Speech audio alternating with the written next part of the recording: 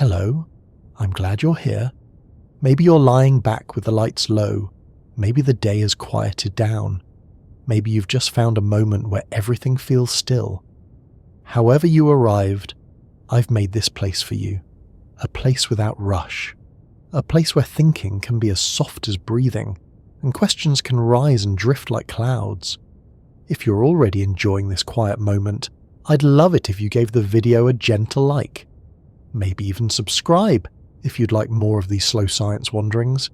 And if you're listening from somewhere special, a cabin in the woods, a small town by the sea, or just your favourite blanket in your favourite chair, feel free to leave a comment and tell me where. I always love seeing the bedtime map slowly light up, one quiet mind at a time. Tonight let's let one question carry us. Not loudly, not urgently, just quietly, like a thought turning slowly in your mind. Does time exist without the universe? It sounds simple at first. You've said the word time 1,000,000 times. You've checked clocks, counted hours, remembered birthdays, waited for moments to pass. But somewhere under all those seconds and minutes is a deeper question. One that asks not what time does, but what it is. And more than that, whether it can be there when nothing else is. To begin, it helps to just notice time, not in theory. Just as you feel it now, you're listening to this voice. One word follows another. That's time. There was the moment you pressed play. There's this one now. And there's the one that's coming next. All different, all ordered, all flowing forward in a way that feels natural. You might not even notice it unless something interrupts it. A long pause, a sudden silence, a skipped beat in the rhythm of the world. Then suddenly you feel time again, or the absence of it. But what is it? You're not holding anything when you say a minute has passed. You're noticing change, a change in sound, in your thoughts, in the air around you. Time seems tied to that, to motion, to transformation. If nothing changed, would time still be passing? Think about the room you're in, the way your body feels as you lie or sit. Your breath moves in and out. Maybe a clock ticks somewhere. Maybe light shifts across the wall. You know you're in the present moment, but you also know that the present used to be the future, and that, in just a second, it will become the past. Everything seems to lean in one direction. This is where our journey begins, not with answers, but with attention. What you're feeling right now is how time makes itself known. It doesn't announce itself, but it structures everything, not just your schedule or your memories, but the basic fact that anything happens at all. Now imagine removing that structure. Imagine no ticking, no motion, no before or after. Would anything remain? That's what we'll explore slowly and carefully. Let's step outside the ordinary just a little, back up from the clocks and calendars and phone reminders. Look not at how we measure time, but at how it works under the surface. You've probably heard the phrase, time is an illusion. It's said a lot in science circles, sometimes in philosophy, sometimes even in fiction. It doesn't mean that everything you feel about time is wrong. It just means that time might not be as fundamental as it feels. You can think of time as something woven to the universe, not just something that exists within it, but something the universe creates as it goes.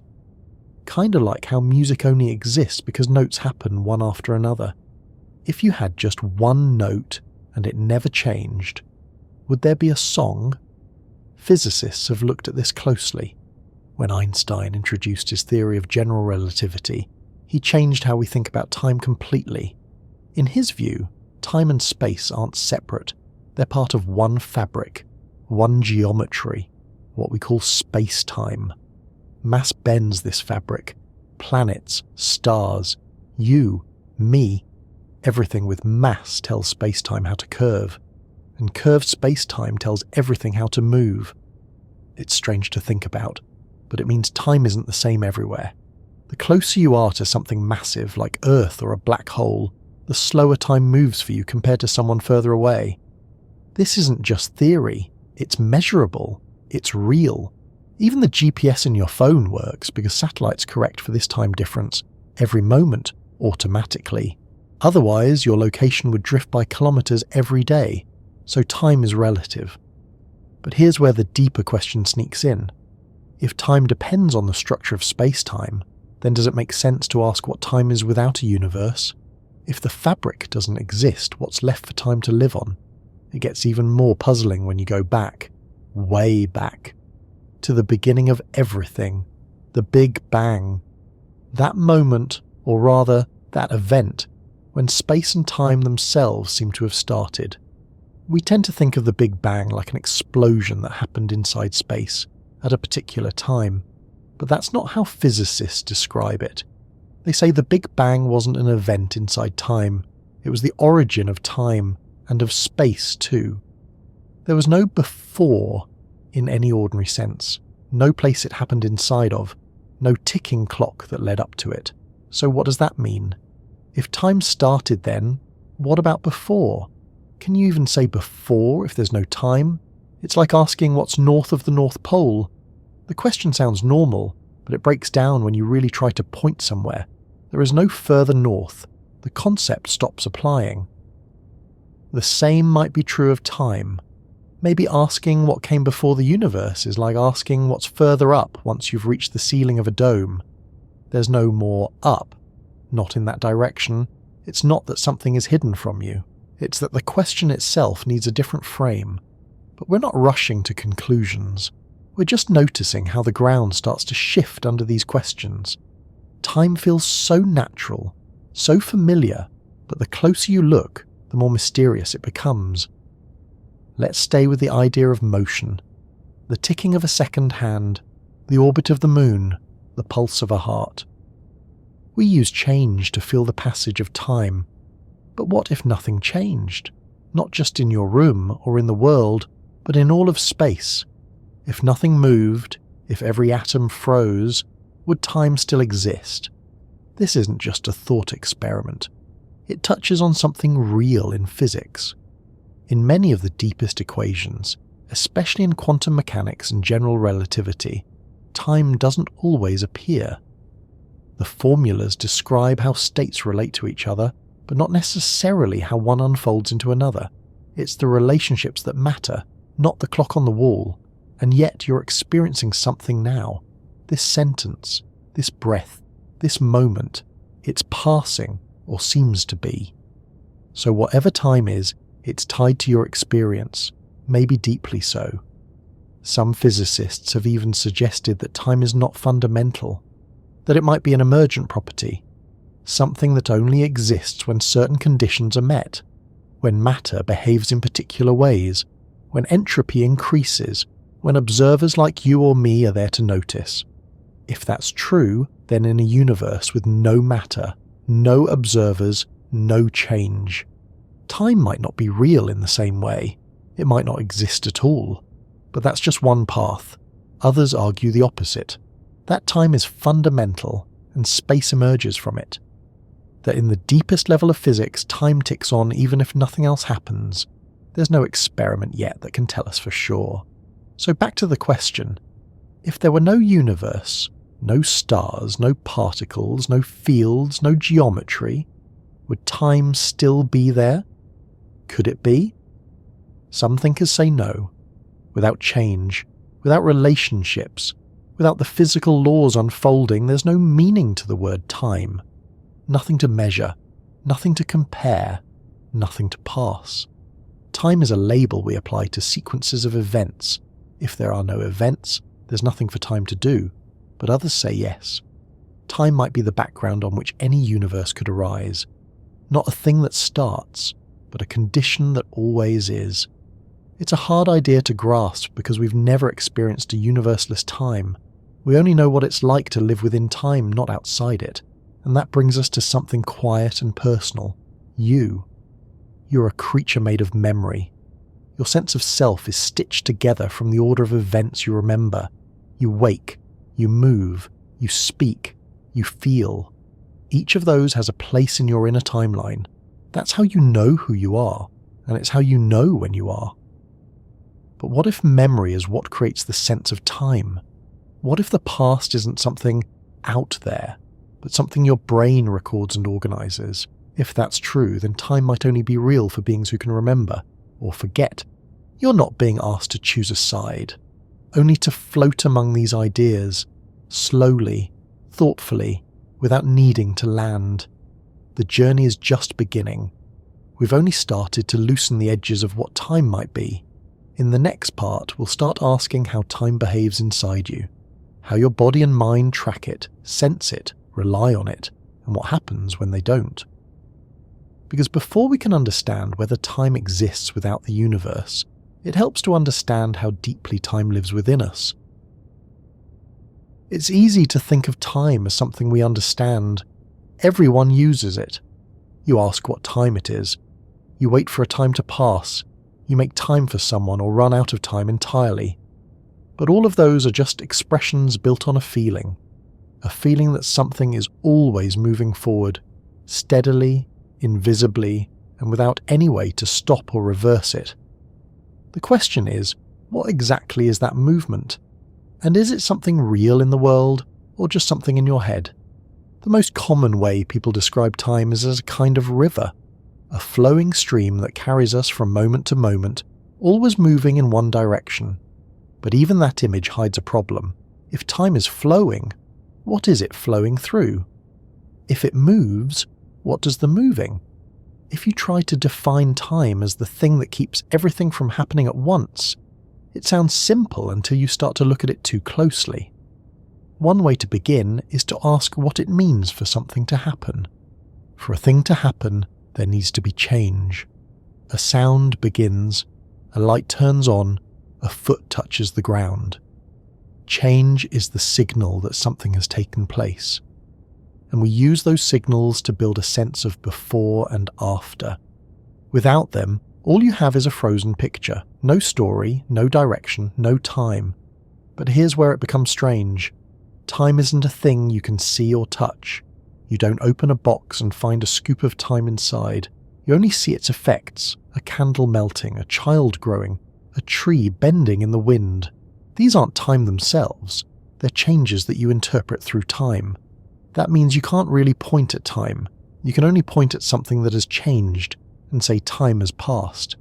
So maybe time is just our way of keeping track of change. But what does that mean for places where nothing changes?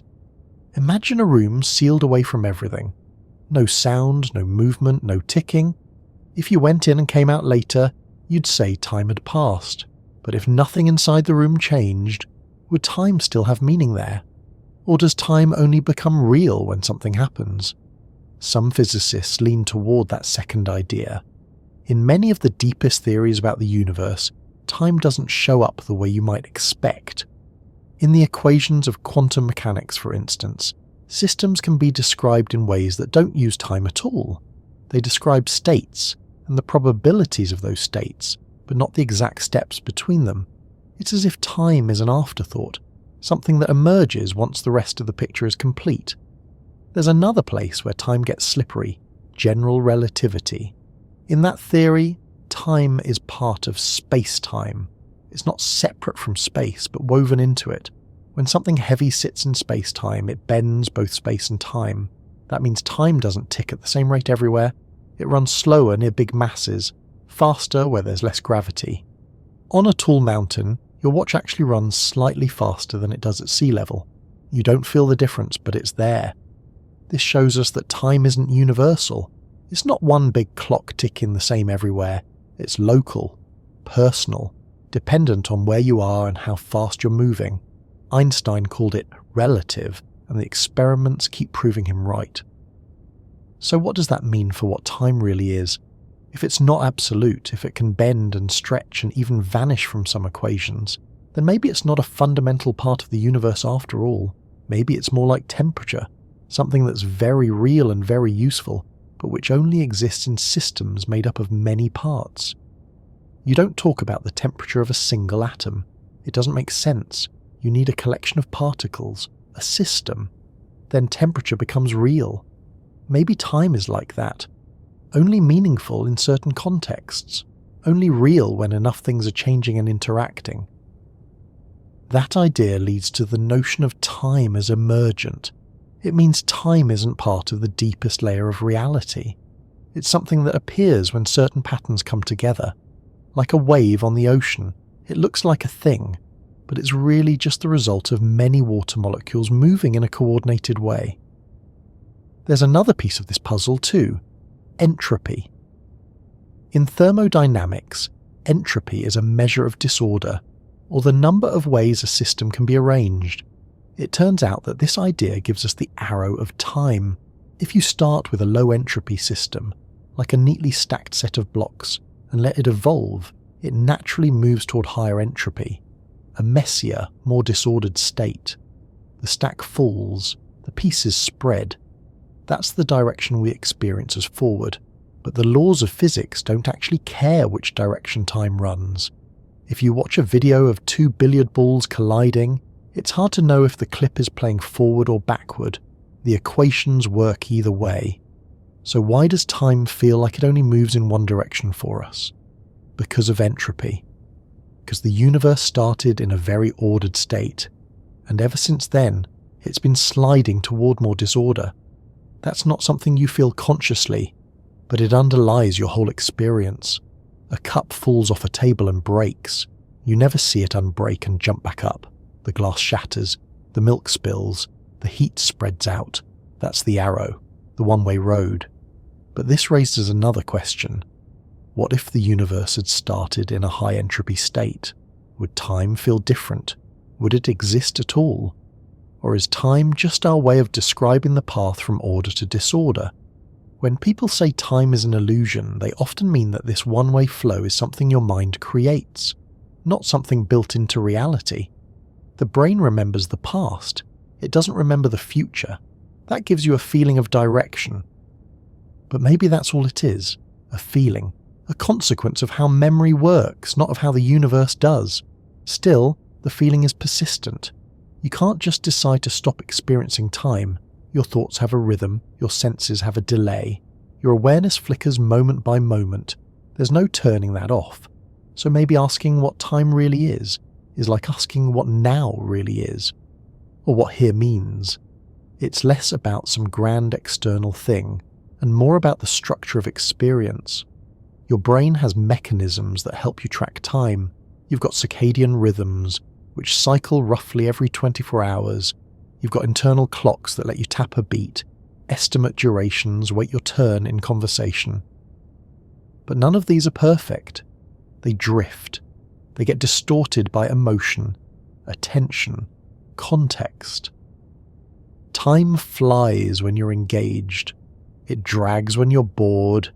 It vanishes in sleep. Your perception of it is flexible, which makes sense if time isn't fixed to begin with. Even language changes how you think about time. Some cultures describe the past as being in front of them because they can see it. The future is behind because it's unknown. Others do the reverse. Some people think of time as a line they travel along. Others see themselves as stationary, with events flowing past. The point is, there's no single way to picture it. And that hints at something deep, that time isn't an object, it's a model, a map your brain builds so you can navigate change. So maybe time is the name we give to change we can't control, or the structure we overlay on experience to make it intelligible. Or maybe it is fundamental, just not in the way we usually think. There are theories where time exists, even when nothing else does. It ticks quietly in the background, like a metronome waiting for the first note. In these views, time isn't tied to motion or memory.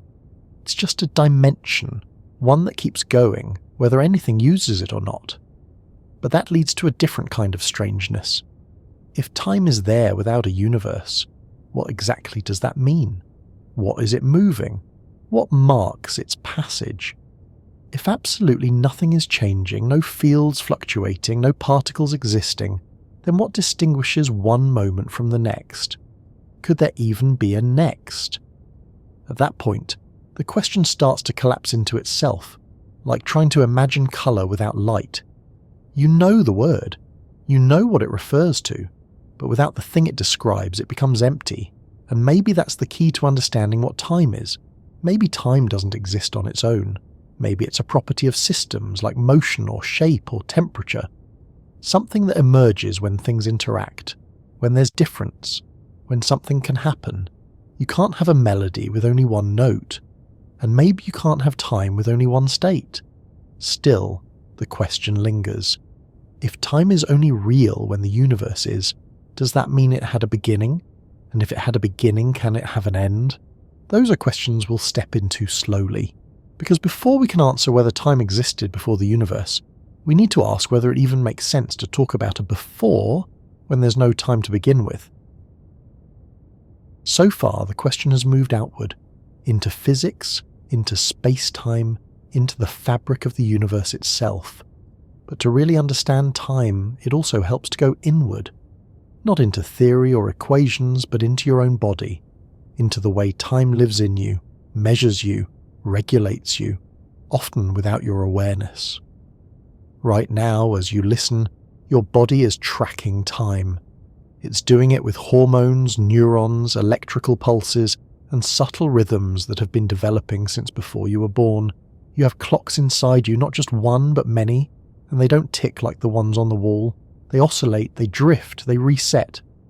And somehow they keep you moving in rhythm with a whirl that doesn't stop. The most well-known of these internal clocks is your circadian rhythm. It runs on roughly a 24-hour cycle, and it's built into the biology of nearly every living thing on Earth.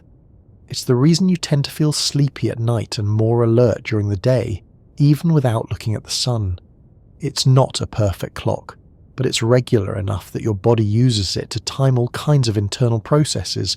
When to release melatonin, when to raise your body temperature, when to feel hunger, when to dream.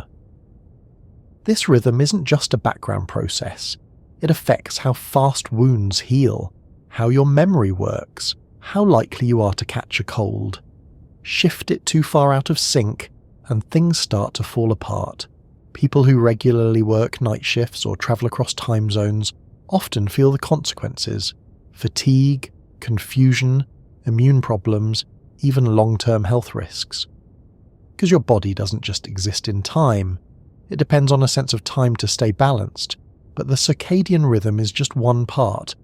Inside your brain, in a region called the suprachiasmatic nucleus, a small cluster of cells just above where your optic nerves cross, you have what's often called your master clock.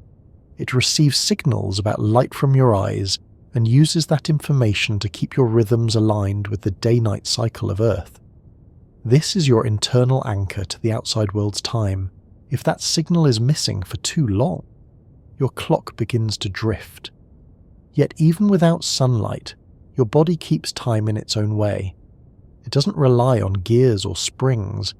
It relies on proteins that build up and break down in regular cycles, on genes that switch on and off at predictable intervals, and on feedback loops that sustain those rhythms across billions of cells.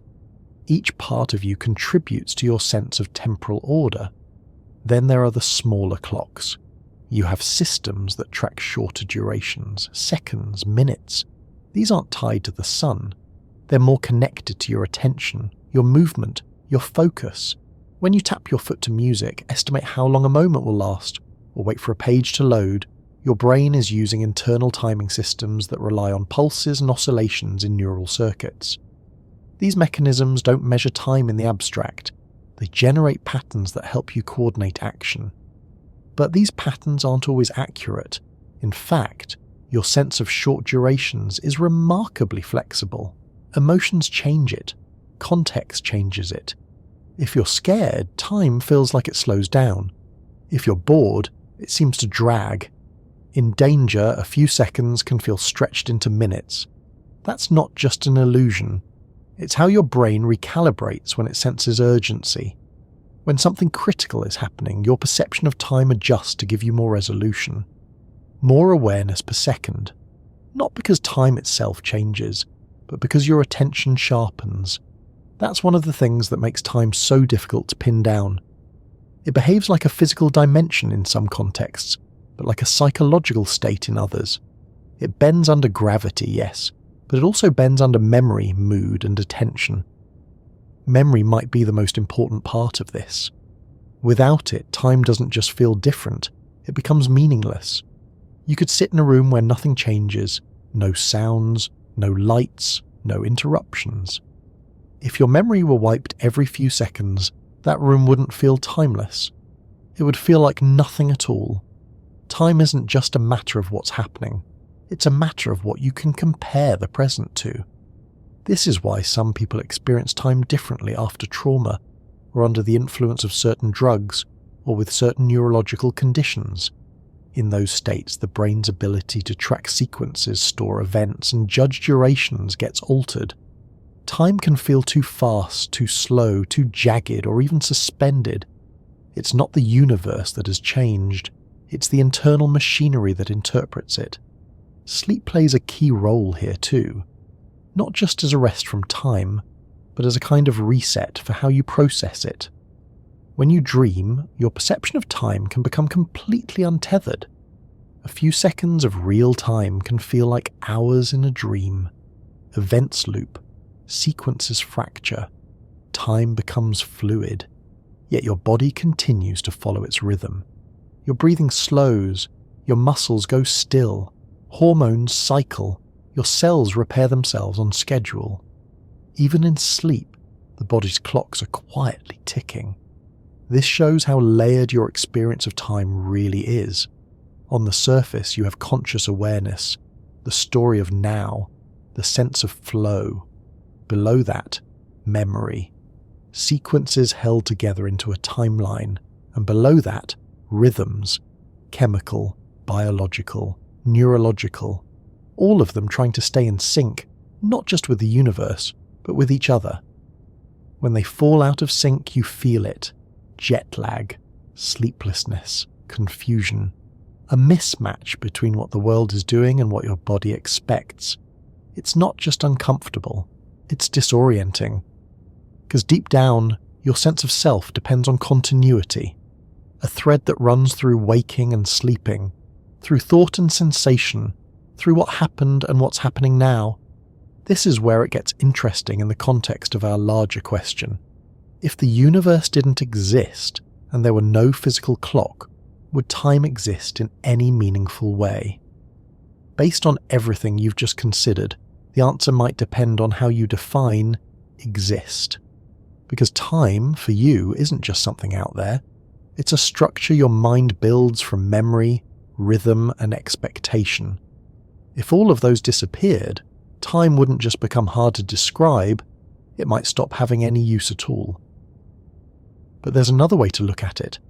Imagine a single person, floating in empty space with no objects around, no lights, no sounds, just consciousness, no sun, no moon, no stars.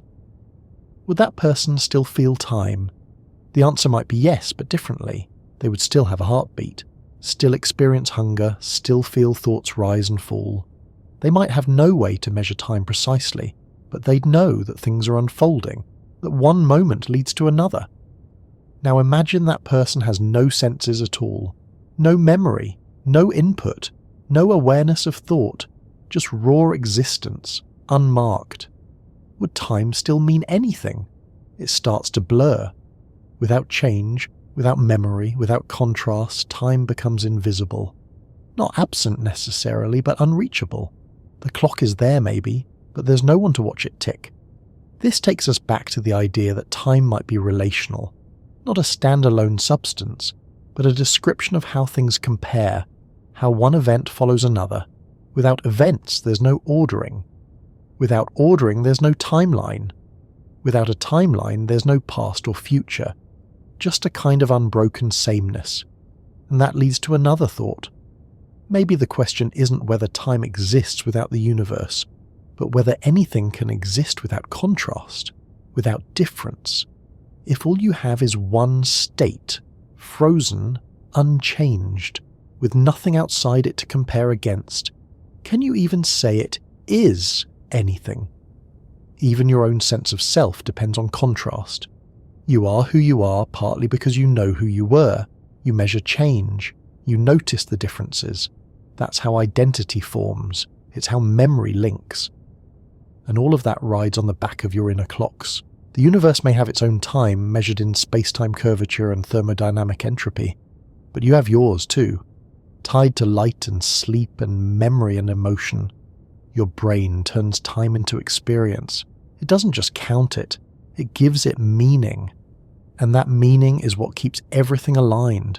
You wake, you notice, you remember, and you move forward even when standing still. But if your experience of time is built from inside, what happens when we step outside again? When we leave the body, leave perception, and ask about the state of things before any awareness existed, can we talk about a before, when there was no observer, no memory, no flow? We're getting close to something harder to hold. The moment just before everything began. Or maybe not a moment at all, maybe something else entirely. Earlier, we looked inward, at how your body tracks time, how memory holds sequences, and how rhythm anchors your experience. But what if we take that understanding and apply it to something even quieter? Not to a person, not to a mind, but to a space where nothing moves. No light, no change, no noise, no drift, just stillness. What happens to time when there is no motion? On the surface, the answer seems easy. You'd still say that time is passing. A frozen lake may look still, but time keeps ticking. Ice molecules still vibrate, even if slowly. Atoms still move. The earth keeps spinning, the sun keeps rising, so even if nothing appears to be happening, something still is. But what if that isn't true? What if you imagined a place where everything had genuinely stopped? Not just a paused video or a statue frozen in time, not just silence or slowness, actual stillness. Every particle, every photon, every vibration, motionless. Would time still apply? This question isn't just philosophical. It points directly at how we define time. If time is what measures change, then in the complete absence of change, time might become undefined or meaningless. You could say time is still there, but it has no function, like a ruler in a world with no length, or a clock in a room with no movement. In physics, the idea of time is tied closely to what happens. In Newton's view, time was absolute. It moved at a steady rate everywhere, no matter what. It didn't care whether anything moved. It simply advanced. But in modern physics, that idea is replaced. Time is relative. It bends depending on speed, gravity, and motion. If nothing moves, if nothing interacts, then time may lose its meaning entirely. Think about a clock. Any kind of clock. Digital, mechanical, atomic. What is it really doing? It's marking intervals. Something oscillates. A gear turns. A wave vibrates. That regular motion is what we call timekeeping. It's not the numbers that make it a clock. It's the movement. Now remove that movement.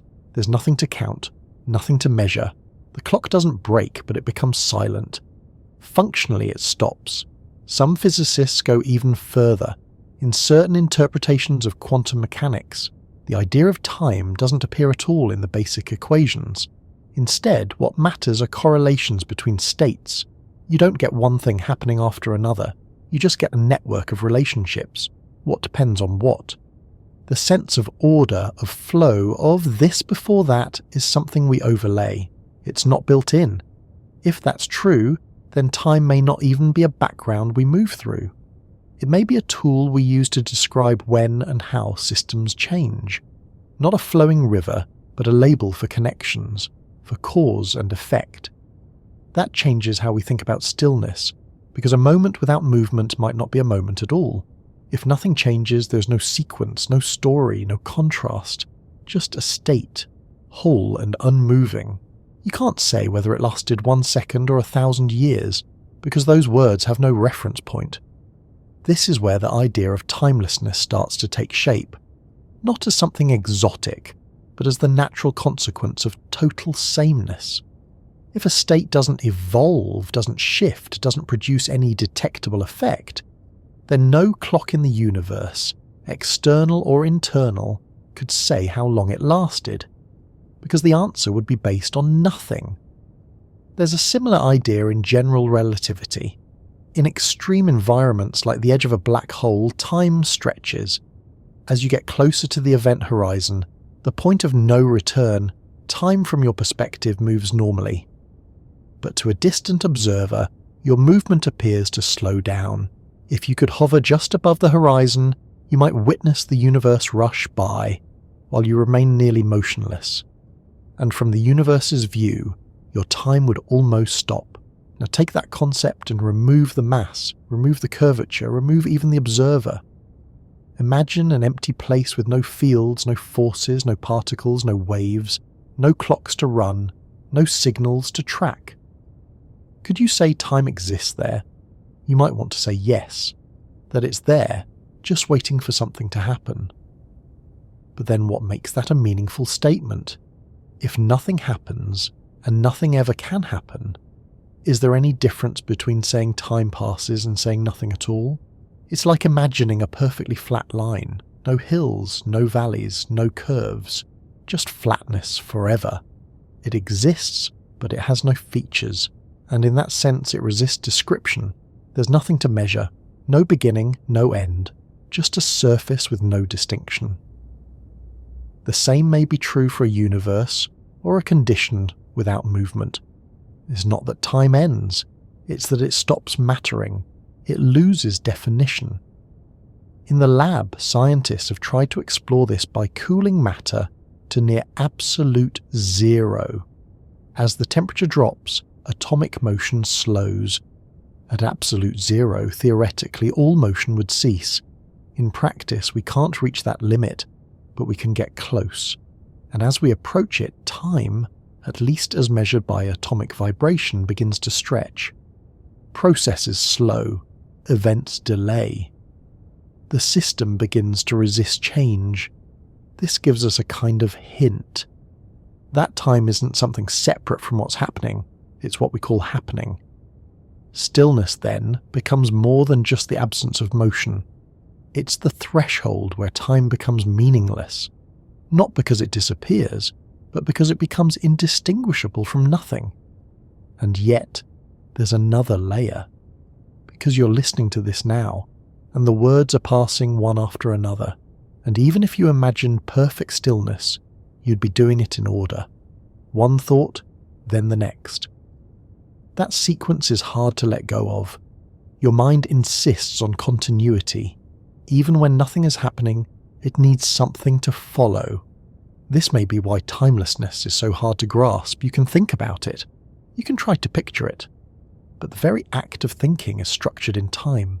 Your neurons fire in sequence. Your memories arrange events. You can't escape the rhythm, even in imagination. So perhaps the reason we struggle to describe a moment without movement is because we're built entirely from movement. Electrical impulses, chemical exchanges, cellular cycles, breaths, heartbeats, all of it is motion. No part of you is truly still. And so the idea of stillness, a genuine, universal, absolute stillness, remains alien. That doesn't mean it's impossible, only that we have no experience of it. If such a state exists, it may lie beyond what consciousness can ever feel, or even ask about. But there's something else to consider. What if the universe began in stillness? What if, before all movement, all expansion, all light, there was a condition where nothing changed? Could that have been timeless? Or was it a kind of hidden time waiting to be released? In some theories of cosmology, the early universe wasn't born from an explosion, but from a transition. A sudden shift from a symmetric, changeless state into one where space and time, as we know them, could unfold. That initial condition might not have had any direction, any evolution, any events. But once that symmetry broke, once the first fluctuation occurred, everything changed. Time, in that view, didn't begin at zero. It began when change became possible. And if that's true, then maybe there was no first moment in the way we think. Maybe there was only a transition from timelessness to timefulness. Not a bang, just a shift. A whisper of difference, the smallest imbalance. It's not something we can observe directly. We can't rewind the universe to the moment before its beginning.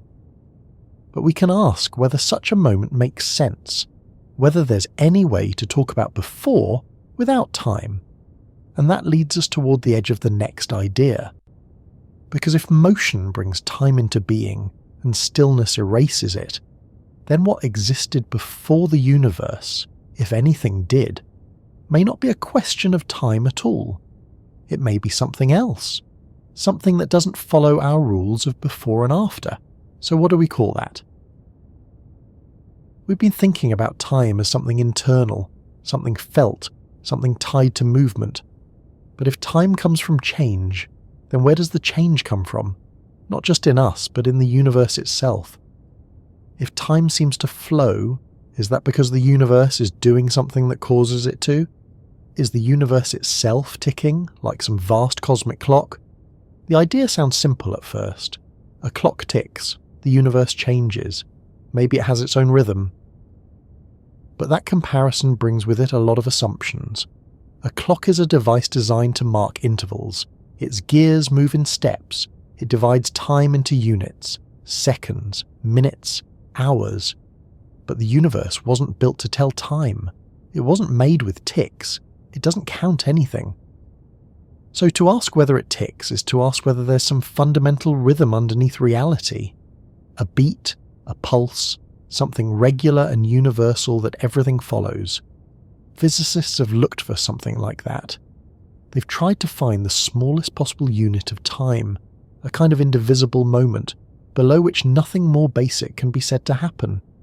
That's where the Planck time comes in. It's an incredibly small slice of duration, about 10 to the negative 44 seconds. Not a human second, but a theoretical limit. The idea is that below that scale, our concepts of space and time break down. Quantum uncertainty becomes so extreme that time itself may lose its meaning. But even so, the Planck time isn't a tick, it's a boundary. It doesn't mean the universe operates in steps of that size. It just means our tools can't describe anything smaller. That still leaves us with the question, does the universe evolve in steps, like frames in a film, or is it continuous? Does time glide smoothly, or does it jump? Some interpretations of quantum mechanics suggest that time might not be fundamental at all, that what we see as change, one thing becoming another, is just a shift in the relationships between quantum states. No background clock, no ticking, just different arrangements that we interpret as motion. And yet the universe behaves in ways that suggest regularity. Light travels at a constant speed. Particles oscillate with specific frequencies. Atoms release energy in precise amounts. We use those patterns to define our units of time. 1 second officially is based on the vibrations of a cesium atom. That's about 9 billion cycles per second. So when we say the universe ticks, we're really saying we've found things in it that repeat reliably enough for us to use as reference points. But those reference points are human choices. They work because the laws of physics allow them to, not because the universe designed them to be used that way.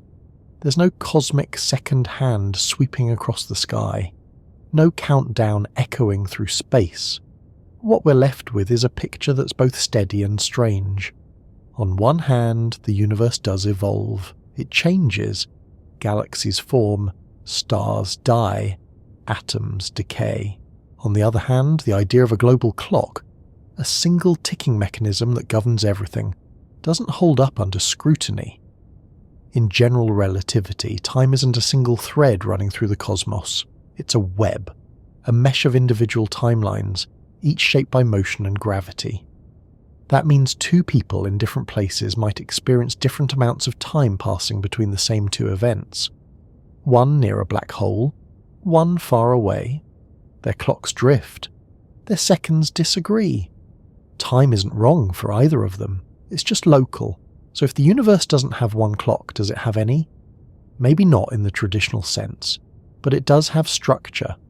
And that structure unfolds in ways that can be measured. One example is cosmic expansion. Since the Big Bang, space itself has been stretching. That stretch isn't ticking in steps, but it does happen at a rate. We can measure how far apart galaxies move over time. That gives us a kind of large-scale rhythm. Not a tick, but a trend.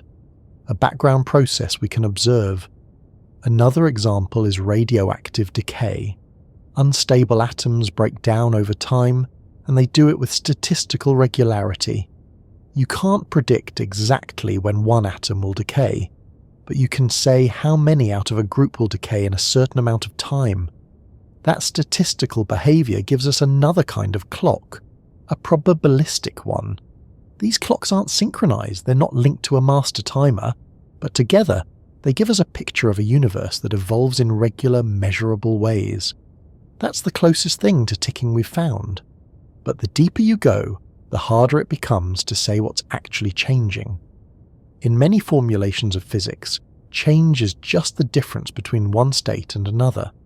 The equations don't include a now. They don't say which way time flows. They just show relationships from one configuration to the next. In some approaches, time is removed entirely. In the Wheeler-DeWitt equation, for example, a key part of quantum gravity, there's no time variable. The equation describes a universe where all possible configurations exist, but not in sequence. There's no ticking, no movement, just a static landscape of possibilities. So how do we reconcile that with what we feel? With the obvious fact that we experience time passing?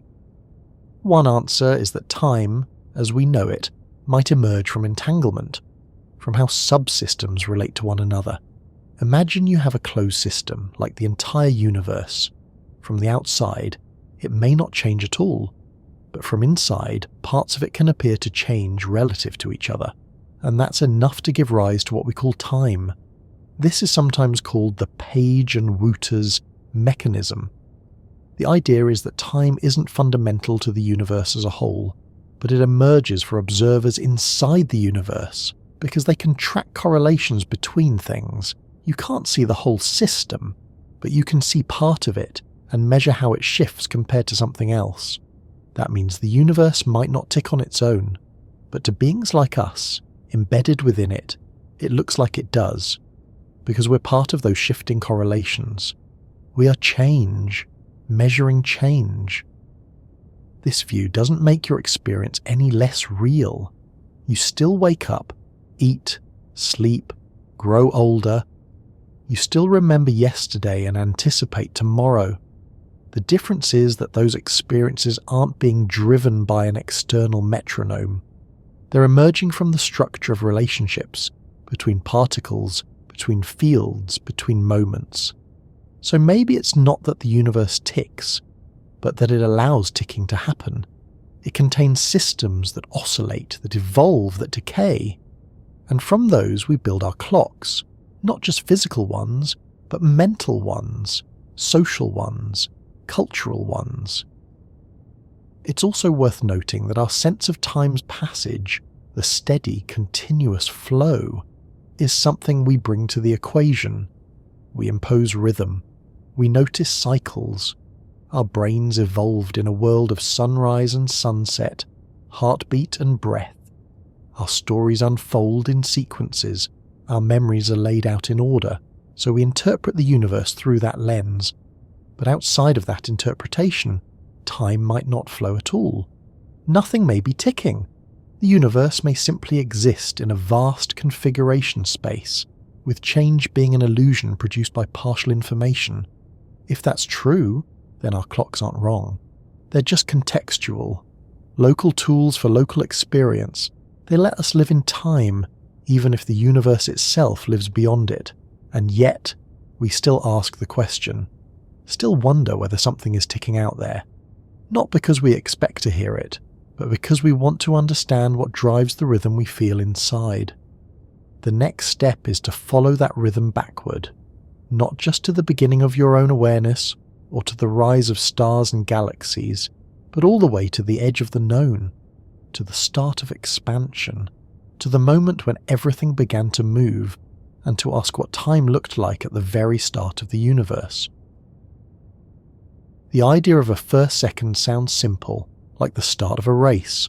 One moment, nothing. The next, everything begins. But in cosmology, that first second holds layers. It's not just the beginning of the universe, it's the beginning of meaning, the start of space, time, energy, matter, and the physical laws that would shape everything that followed. And somehow it all happened in less time than a breath. We call it the Big Bang, though the name is misleading. It wasn't a bang in the way we think of explosions. It wasn't something that happened in space with debris flying outward. It was the expansion of space itself. There was no center, no edge, and no outside to contain it. It wasn't the explosion of something into somewhere. It was the sudden appearance of space-time itself, everywhere at once. So what does a second mean in that context? Time, as we understand it, comes from sequence, from one state turning into another. But in that first second, everything was different. Not just the contents of the universe, but the structure itself. Space was expanding rapidly. Particles were forming. Temperatures were unimaginably high, and the laws of physics, or at least their earliest versions, were still unfolding. If we rewind to the beginning, we find a boundary we can't cross directly. The Planck time, that moment, about 10^43 seconds after the start, is the earliest we can meaningfully talk about. Before that, our current theories no longer apply. Quantum mechanics and general relativity stop agreeing. The math breaks down. We don't know what time looked like there, or even if looked like is a valid phrase. But just after that, within the first microsecond, things started to take shape. At first, the universe was incredibly hot and dense, too hot for particles to form in any stable way. It was a kind of soup, pure energy, tightly packed, uniform, chaotic. But as it expanded, it cooled, and that cooling allowed forces to split. First gravity, then the strong nuclear force, then the electro-weak force. These separations set the stage for everything else. Not just matter, but the behaviours matter could have. By about 1/10,000th of a second, quarks and gluons, the building blocks of protons and neutrons, started to stabilise. By 1 second, atomic nuclei could begin to form. Not full atoms yet, but the cores of them. The universe was still too hot for electrons to settle into orbit. That would take hundreds of thousands of years, but the foundation was being laid. From a physical perspective, the first second was a time of transitions, symmetry breaking, cooling, structuring. Space was inflating at an incredible rate. Distances between points grew faster than the speed of light. Not because anything was moving through space, but because space itself was stretching. That's allowed under general relativity, and it explains why the universe appears uniform in all directions, why light coming from opposite ends of the sky matches so closely. Because in those first moments, everything was connected. But all of this, the cooling, the stretching, the formation of particles, it didn't happen on a schedule. There was no cosmic stopwatch counting out seconds. The idea of 1 second after the Big Bang is something we assign retroactively, based on models, based on how the universe behaves now. We look at particle interactions, background radiation, expansion rates, and we work backwards. We project what conditions must have been like, and when. That means even the phrase "the first second" isn't absolute. It's meaningful to us, because we live in a universe with stable clocks, with systems that allow us to say what a second is. But in the first moments, those systems didn't exist yet. The ticking hadn't begun. What we call a second is based on the behaviour of atoms under normal conditions. But nothing was normal then. Still, the physics gives us a picture, a timeline, a rough outline of what happened and when. Before 10^43 seconds, the unknown, quantum gravity territory. We don't know what ruled here. At 10^36 seconds, inflation begins. Space expands exponentially. By 10^32 seconds, inflation ends, and the universe fills with energy and particles. By 10^6 seconds, quarks bind into hadrons. By 1 second, neutrinos decouple, and nuclear reactions begin to shape the basic elements. Each step happened without pause. No separation between events, just a smooth transition from one state to the next. A cascade guided by cooling and interaction. not driven by a master clock but by conditions evolving naturally. And throughout all this, time, as we know it, was forming too. It wasn't something layered on top. It was part of the process. As space expanded, as particles appeared, as energy became structure, the framework for time emerged. Not necessarily as a thing, but as a description, as a way to compare one state to another. In that sense, the first second wasn't just a beginning, it was a transformation. From a condition where nothing could exist in a stable way, to a condition where lasting patterns became possible. But there's a larger question that follows. What set it in motion?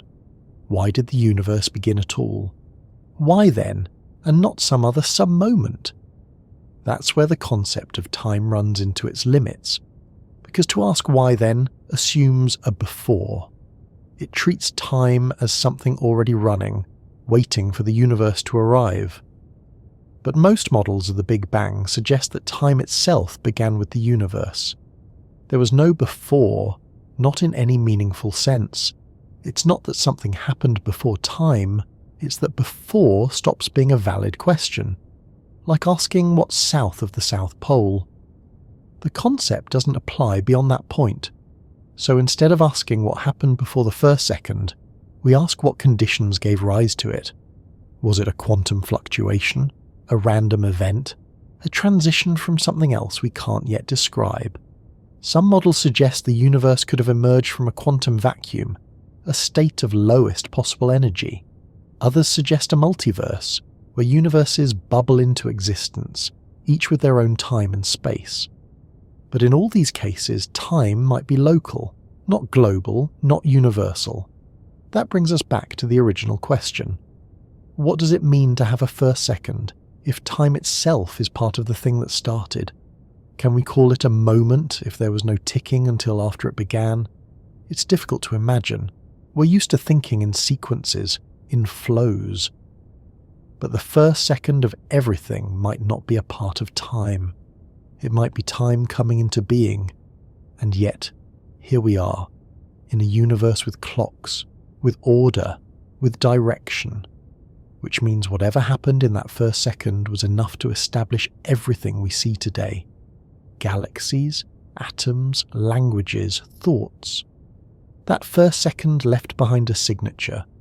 The cosmic microwave background, a faint glow that fills space, gives us a snapshot of the universe as it was just a few 100,000 years after that moment. It shows us the early patterns, the seeds of structure. And from that, we know something remarkable happened.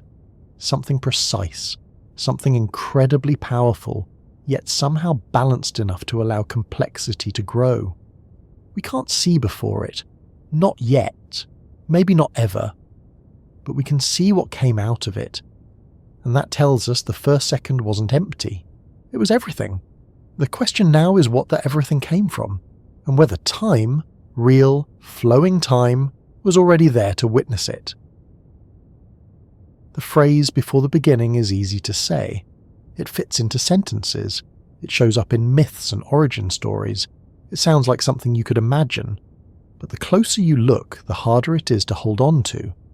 Because if the beginning is the start of time, then before doesn't point to anything.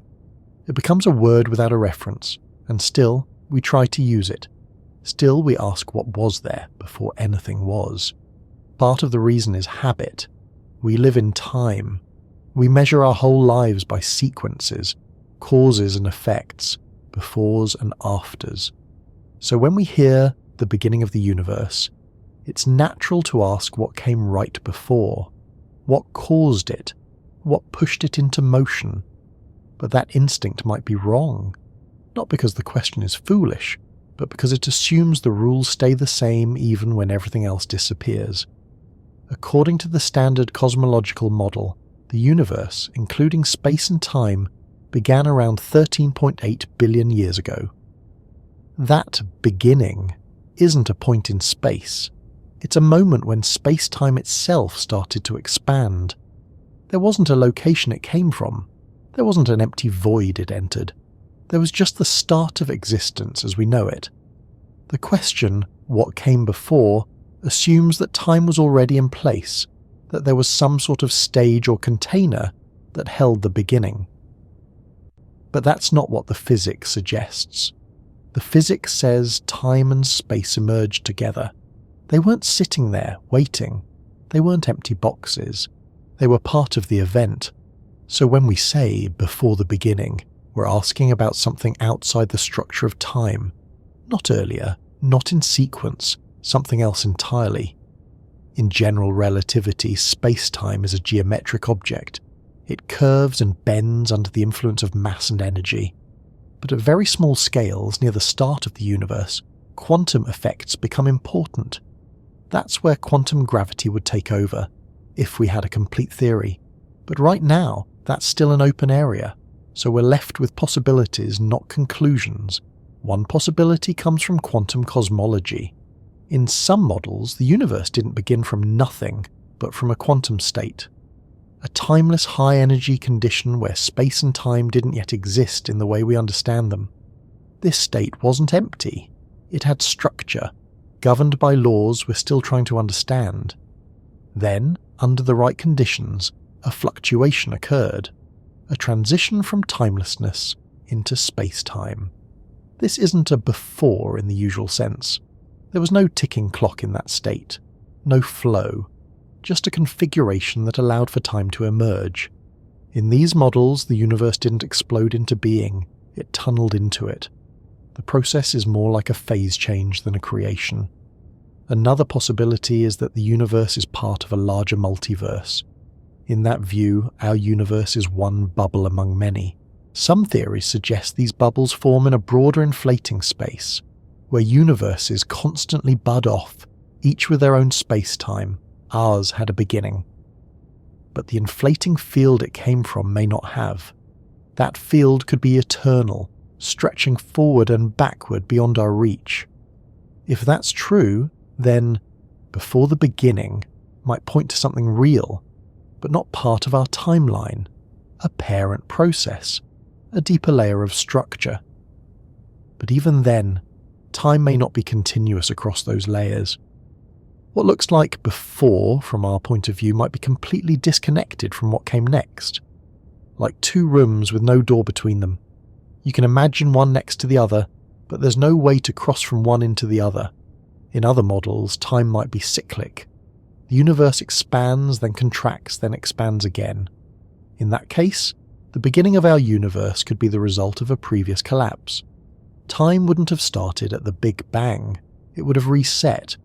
That would allow for a kind of before. Not an infinite past, but a looping one. One where beginnings follow endings in a closed sequence. But even there, time may behave differently near the turning points. The transition between collapse and expansion might blur the flow of time. It might bend it, fold it, or eliminate it altogether for a brief moment. The math becomes difficult. The meaning becomes unclear. Another idea comes from loop quantum cosmology, where space and time are quantized, made of tiny, discrete units. In some versions of this theory, the Big Bang is replaced by a big bounce. The universe contracts to a small but finite size, then rebounds into expansion. Again, time might continue across that bounce.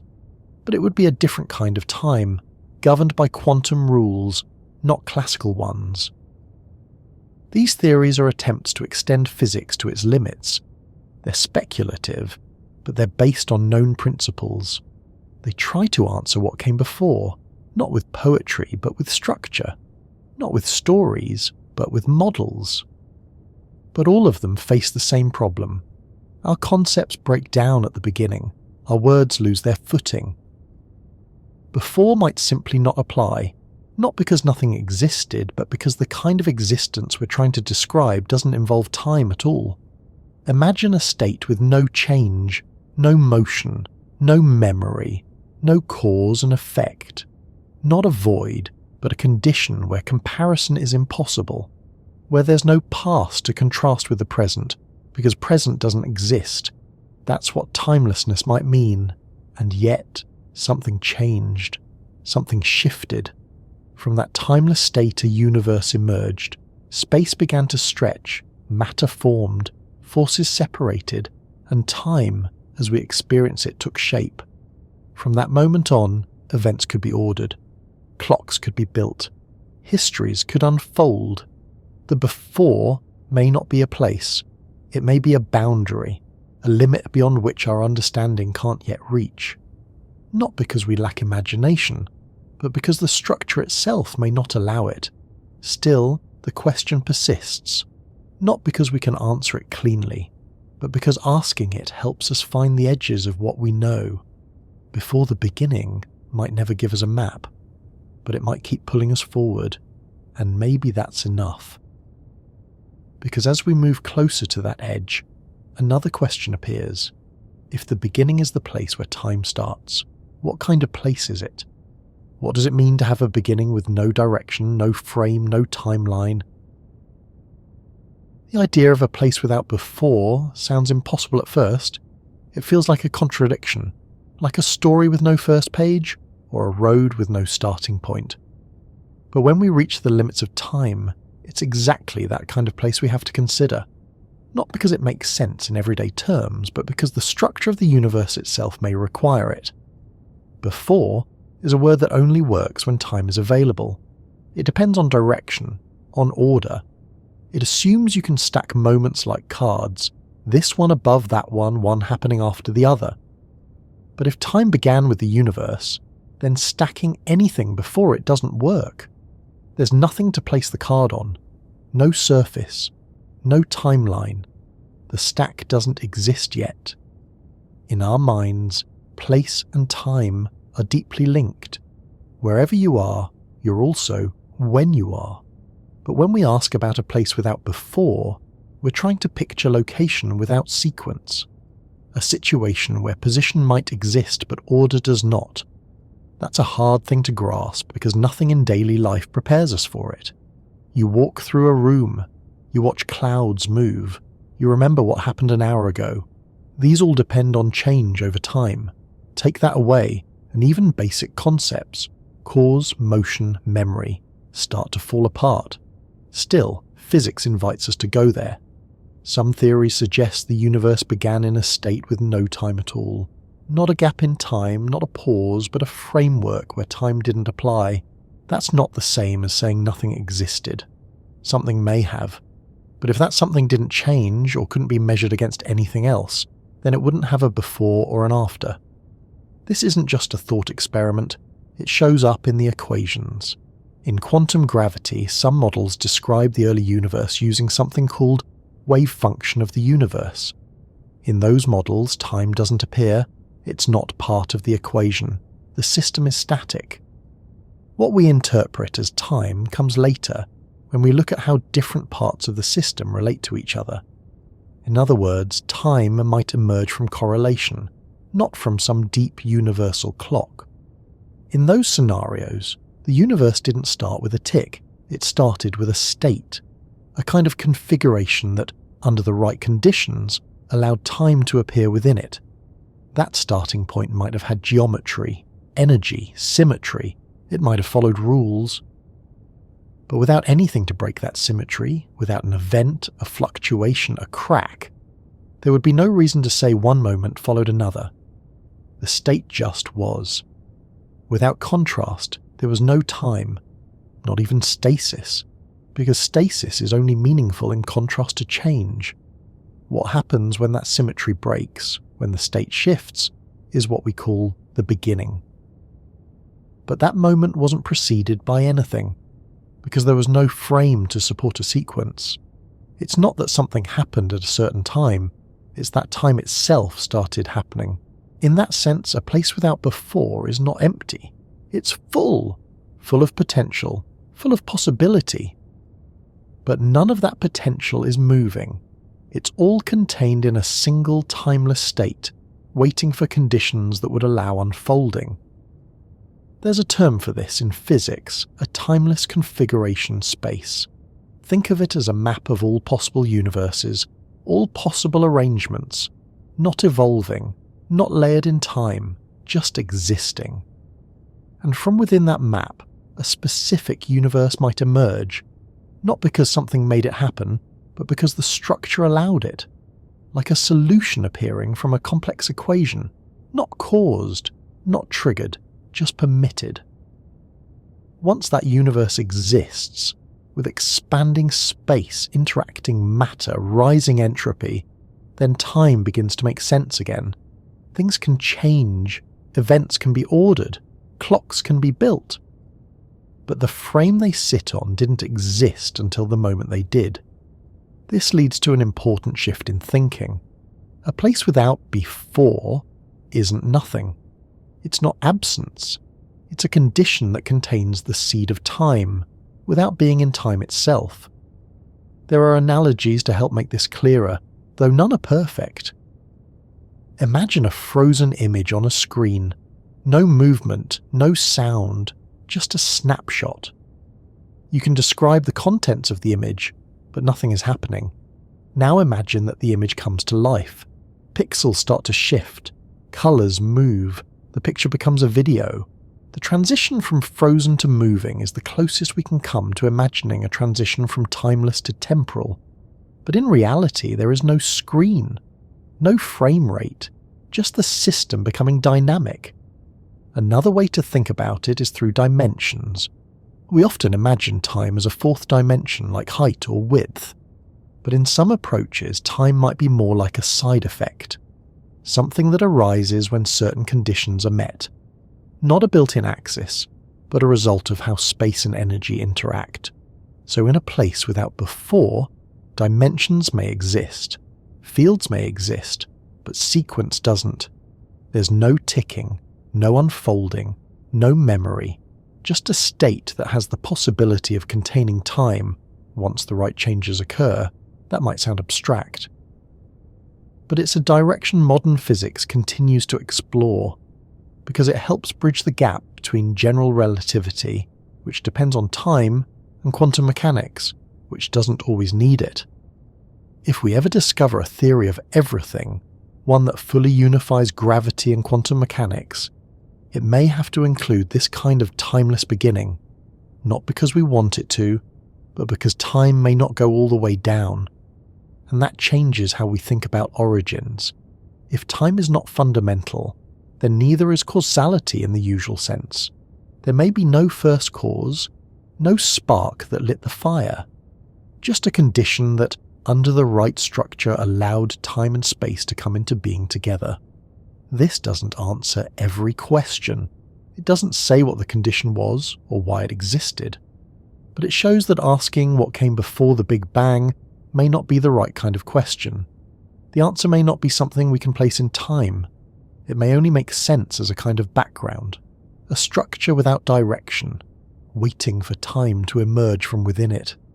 And that leaves us with something quieter, not a story of explosions and triggers, but a picture of a state that simply was, until it wasn't. The next step is to ask how that transition happens. What breaks the symmetry? What begins the unfolding? Once you begin to accept that time might not be fundamental, that it could emerge from something deeper, it's natural to ask what that something is. If time isn't just a container, not just an invisible line everything moves along, then maybe it has ingredients. Maybe it's made of parts, and if it is, then maybe it can be studied, changed, even broken. In daily life, time doesn't feel like a thing. You can't collect a pile of it. You can't point to a cup and say it's full of time, but that doesn't mean it isn't real. We talk about time passing, time being measured, time being wasted. We treat it as if it flows, but in physics, that flow isn't built into the equations. The laws don't say anything has to move forward. They just allow it. And that opens the door to the idea that what we call time might come from deeper processes, that what we experience as motion, duration, and direction could be the surface-level result of some internal structure. A structure that doesn't include clocks, but still creates what clocks measure. To see how that might work, think about temperature. Temperature feels basic. You know what hot and cold mean. But temperature isn't a fundamental thing. It's the result of many particles moving. Fast motion means higher temperature. Slower motion means lower. One particle doesn't have a temperature by itself. You need a collection. And when those particles behave in a certain way, the system gains a property.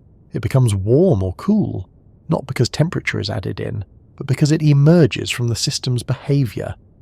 Time might be the same. It may not exist at the smallest scales, but once you have enough complexity, enough matter interacting in the right ways, time appears, not as a substance, but as a property, something that makes sense only when patterns reach a certain level. This is what physicists mean when they say time could be emergent. They don't mean it's imaginary or false. They mean it's not built into the fabric. It's something that shows up when the fabric moves in the right way. So what would the fabric be? One idea is that space itself is made of discrete units, not smooth, not continuous, but quantized, made of tiny loops or nodes or patches depending on the model. In loop quantum gravity, for example, spacetime isn't a background. It's a network, a vast web of connections constantly shifting. These shifts don't happen in time. They create what we interpret as time. In that view, time is the ordering of changes in the network. Each change isn't located in time. It is the time. You don't need an external clock.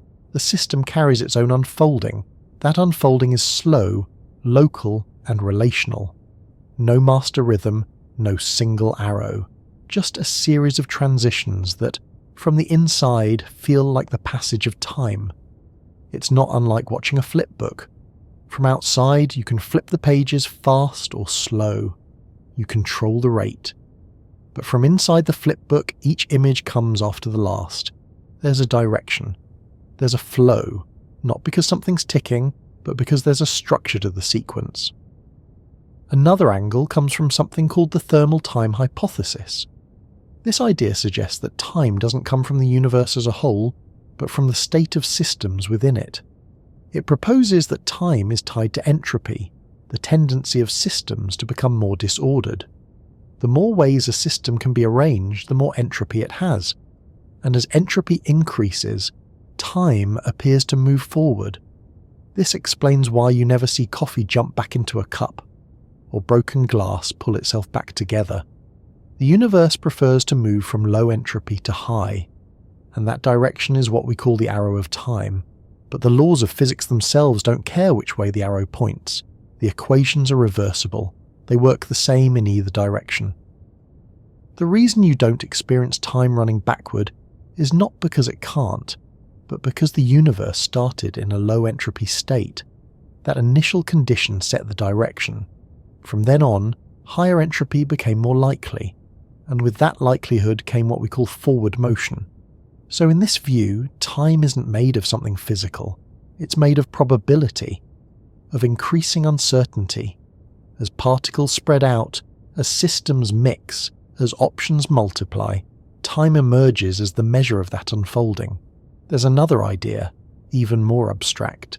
In quantum mechanics, particles exist in a state of superposition, many possibilities at once. They don't commit to a specific state until they interact with something. That interaction is called measurement.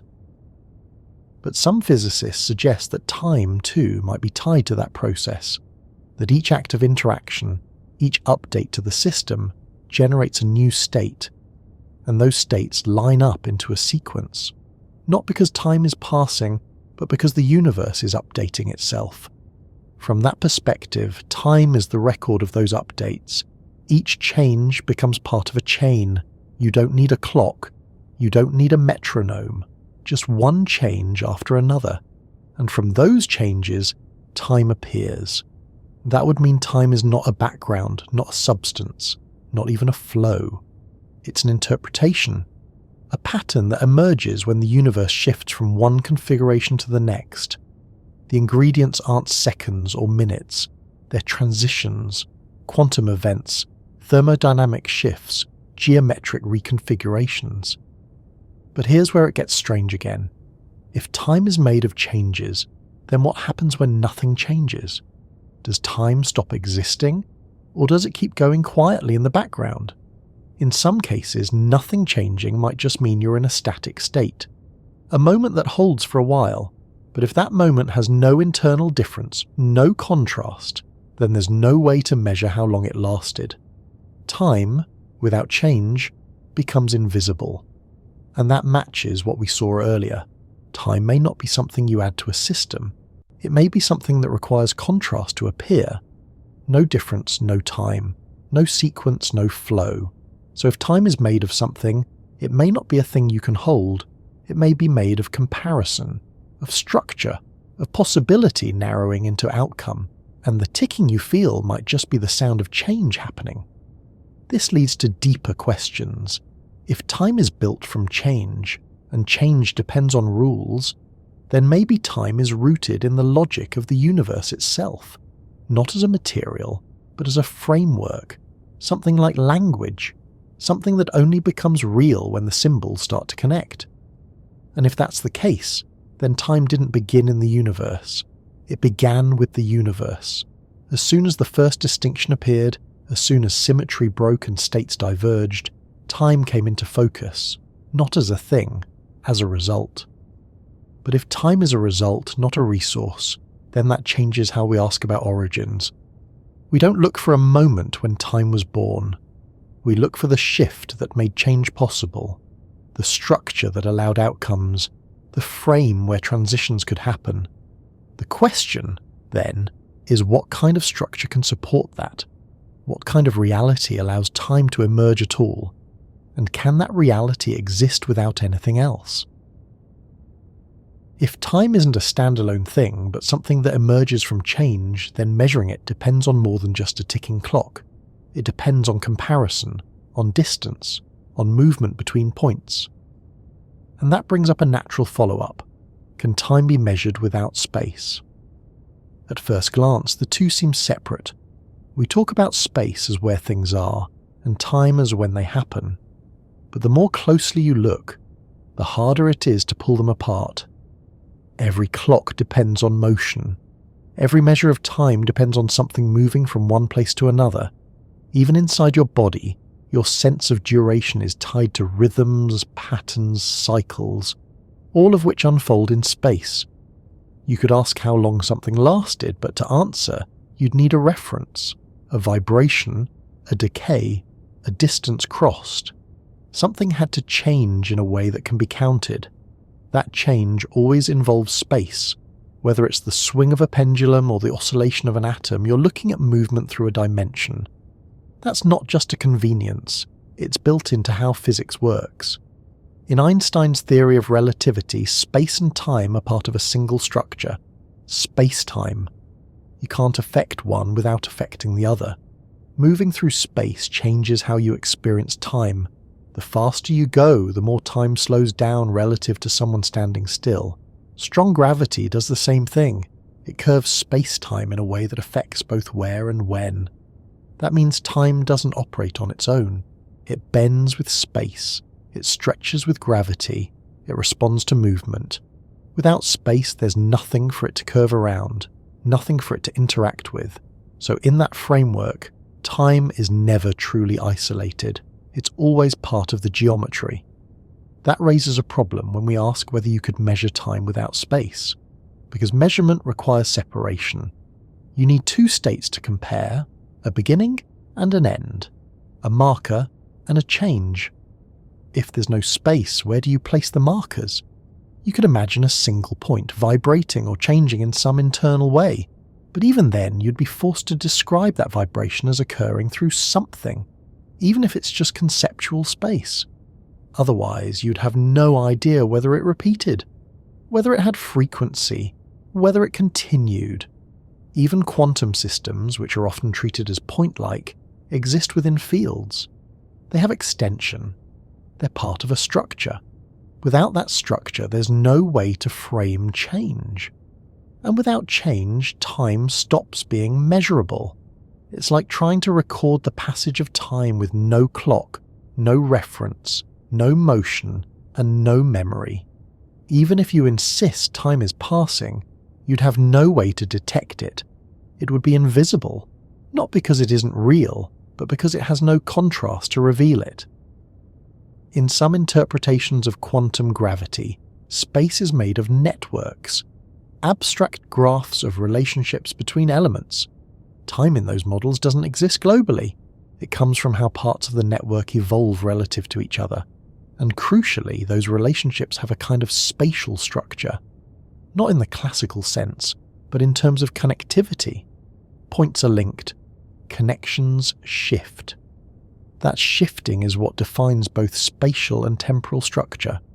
So if you remove space entirely, no connections, no layout, no distinction between locations, then time loses its reference frame, not just practically, but conceptually.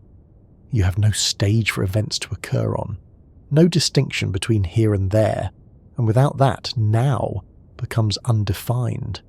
This isn't just theoretical.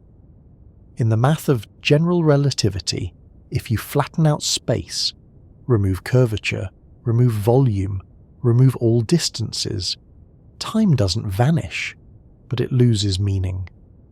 The equations still describe a parameter that could be labelled as time, but without spatial relationships to plug into them, nothing changes. The system becomes static. You can still run the clock forward in the equations, but the state stays the same. It's like pressing play on a paused video. Nothing moves, nothing evolves. In that case, time is still in the math. But it's a parameter, not a measurement. It doesn't connect to observation. It doesn't produce experience. So maybe the better question isn't whether time exists without space. Maybe it's whether time can be known without space, whether it can play any role. And most models suggest it can't, at least not in a way that gives rise to anything we'd call real. That leads to a deeper point. Our concept of time isn't just about sequences, it's about intervals, and intervals are spatial as well as temporal. You need something to bridge, to cross. Whether that's a beam of light, a moving object, or a decaying particle, it needs a framework to move through. Take light, for example.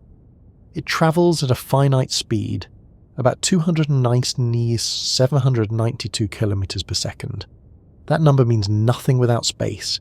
You need a distance for it to cover. Time is defined by how long that takes. If you had no spatial interval, there would be no time to measure. Even at the quantum level, events are spread out. Particles have uncertainty in position, fields have extension, probabilities are distributed across regions.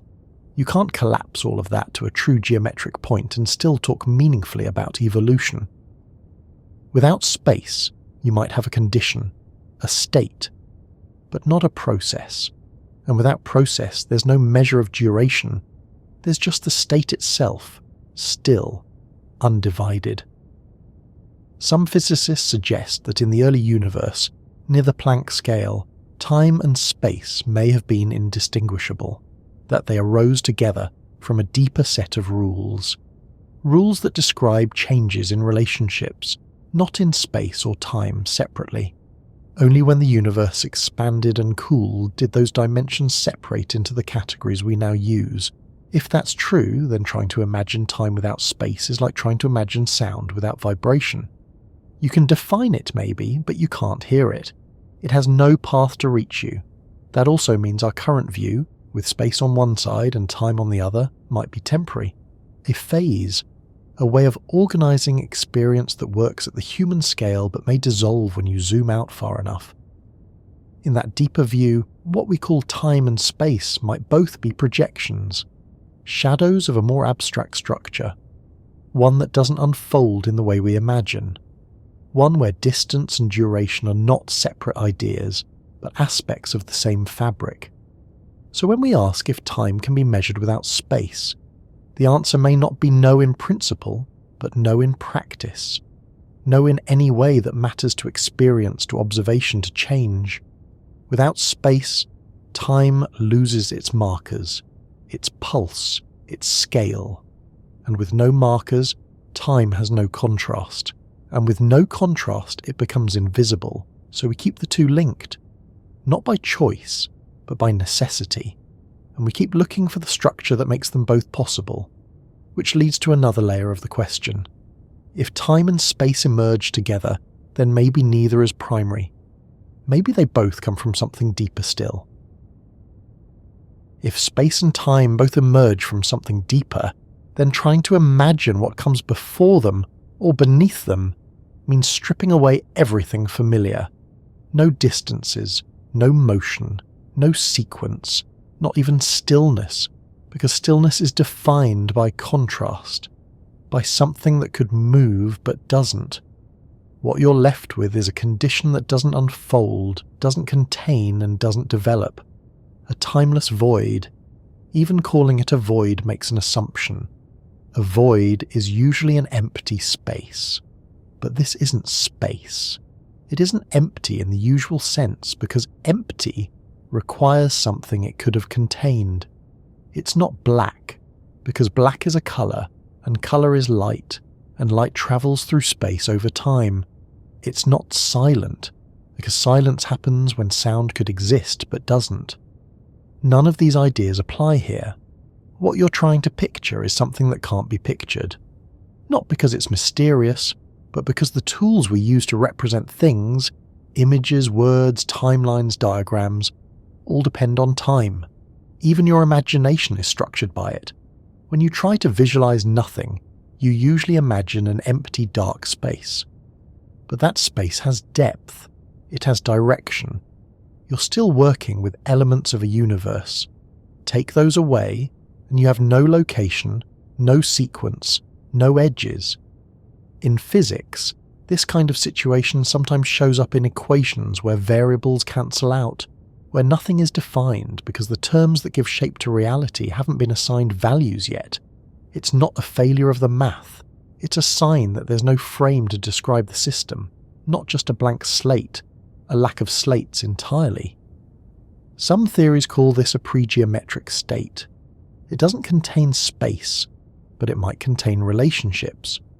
Not measured in meters or seconds, but in connections, raw, structureless potential for interaction. It's not clear whether this condition would have any kind of duration. That question assumes time exists, but in a timeless void the answer may not be zero, it may be undefined. Quantum gravity approaches try to handle this by treating space-time as emergent. They model the universe as networks of interactions, and these interactions generate geometry. So if you remove the interactions, you remove the geometry. You get something before geometry, before location, before sequence. But again, before stops meaning anything in that setting. You're not looking at one frame and then the next. You're looking at a totality where frames haven't even formed.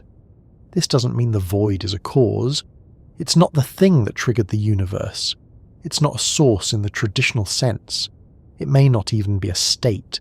It may be more like a limit, the outer edge of meaningful description. And yet, from this non-structure, a structure appears, not necessarily by decision, not through some physical push, just through the mathematical possibility that a configuration could arise, a ripple in a field, a break in symmetry, a fluctuation in what we might call the vacuum, even if that vacuum doesn't yet support space-time. In quantum field theory, fluctuations are normal. Even the lowest energy state, the vacuum, isn't completely still. It buzzes with temporary excitations, particles appearing and vanishing. But those fluctuations happen in space and time. They require a field, and a field requires structure. In a timeless void, you don't have that. You don't have anything to fluctuate in. But if you extend the idea, it's possible that even the potential for fluctuation could exist in a deeper way, as a purely mathematical object, like a solution waiting to be selected. Some physicists have explored this idea by asking whether the universe could arise from nothing, not from an empty vacuum, but from no space-time at all. A zero-energy system, one that sums to nothing but contains structured possibility. The idea is controversial and not universally accepted. But it's one attempt to define what a timeless void could mean, without leaning on images or metaphors. In those models, time doesn't begin until the system becomes asymmetric, until some state becomes more likely than another. That's when order appears, and from that order, a direction, a sequence, not imposed from outside but selected from within. In this view, the timeless void isn't an object, it's a context, a frame where frames don't yet exist. And once even the smallest contrast appears, something that can be compared to something else, then time begins to make sense, not as a ticking clock, but as a sequence of distinguishable states. The moment you can say, this is different from that, you can begin to define a before and after. But not until then. This makes time something that emerges with differentiation. Without that, you don't just lose clocks, you lose any reason to talk about when. There's no experiment you can do inside a timeless void, no observation you can make, no signal you can send. There's no inside at all. It's a boundary condition, not a place. A situation where possibility is suspended, not because it's prevented, but because it hasn't organized itself yet, and yet something changes, or appears to. That shift, the first distinction, might not be a loud event. It might be a mathematical fact, a transition from zero to something so small and specific that it doesn't make noise, doesn't emit light, but changes the rules enough to allow the next step. Maybe it's not even an event. Maybe it's a selection, a particular configuration becoming more probable, not through cause and effect, but through constraint. Out of all the ways nothing could remain nothing, one arrangement becomes possible, not necessary, just allowed. And with that allowance, a path opens. Time, then, may not be something added to the void. It may be the first kind of structure that removes the void. It's the start of difference, and difference is what builds motion, memory, and experience. So the question is no longer whether the void exists. It's whether that moment of emergence, the one where a system shifts from timeless to temporal, can ever be understood or even described.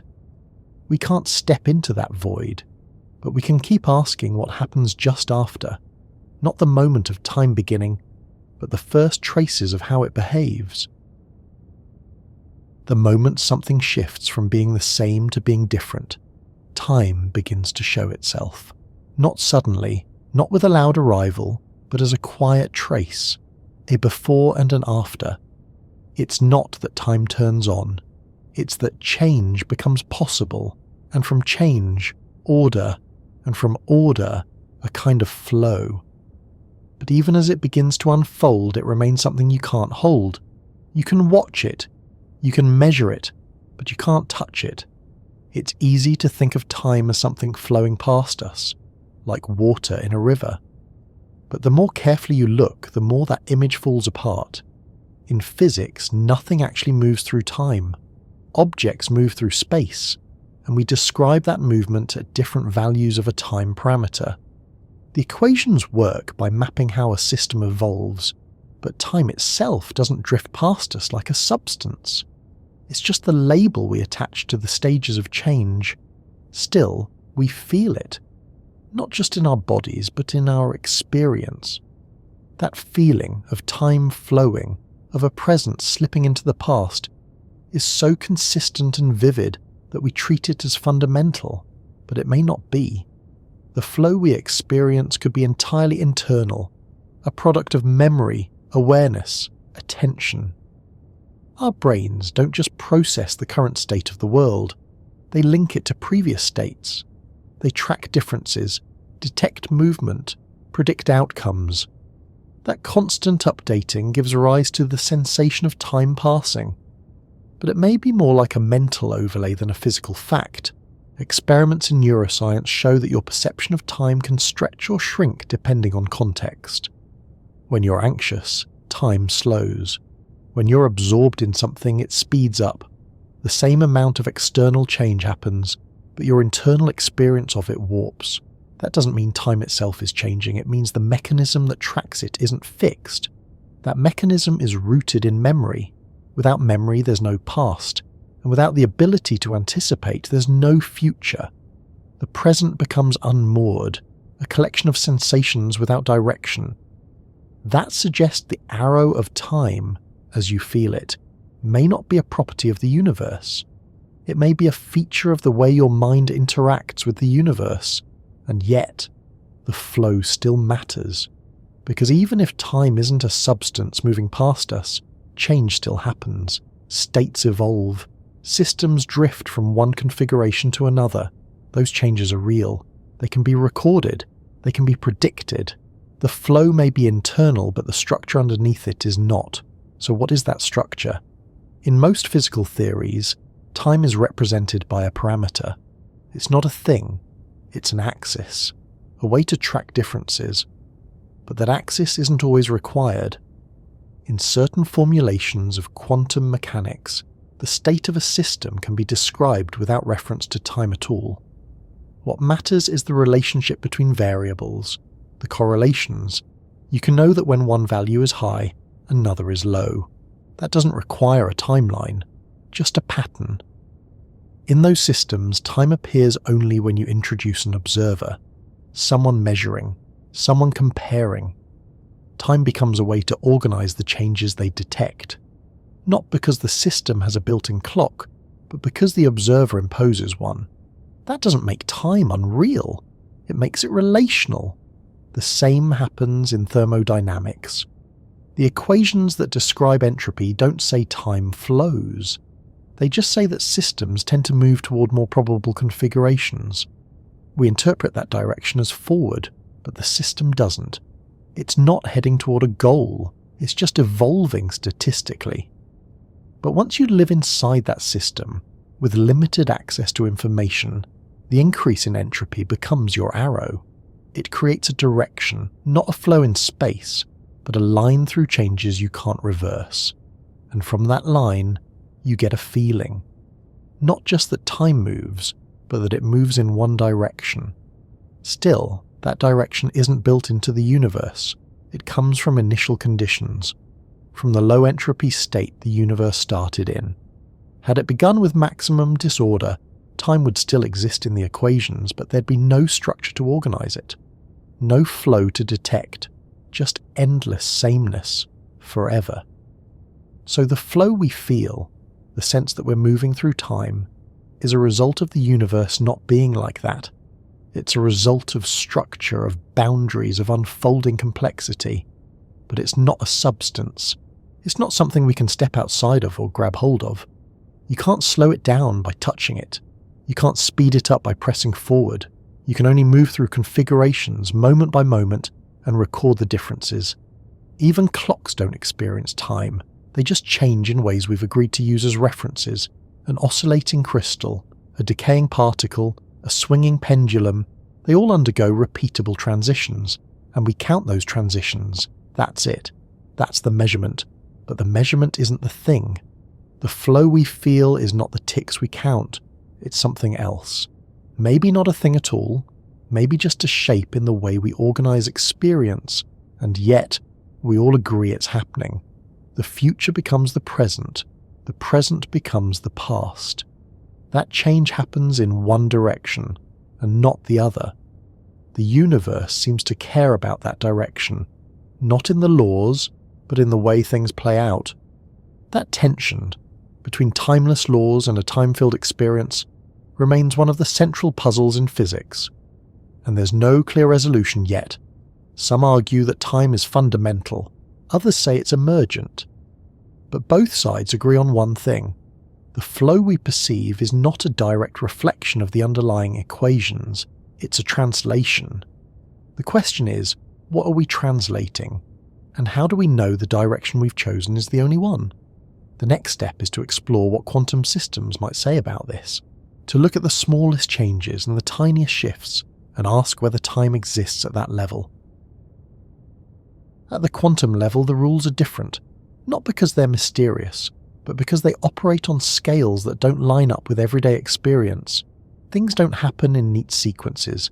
They don't even always happen in specific locations. Instead, particles exist in states of probability and combinations of possibilities that collapse only when measured. And in that space of uncertainty, time starts to look different too. In classical physics, an object's path can be tracked continuously.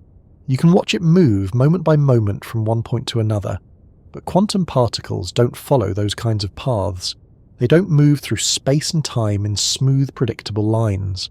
Their behaviour is described by wave functions, mathematical objects that tell you where the particle might be and with what likelihood.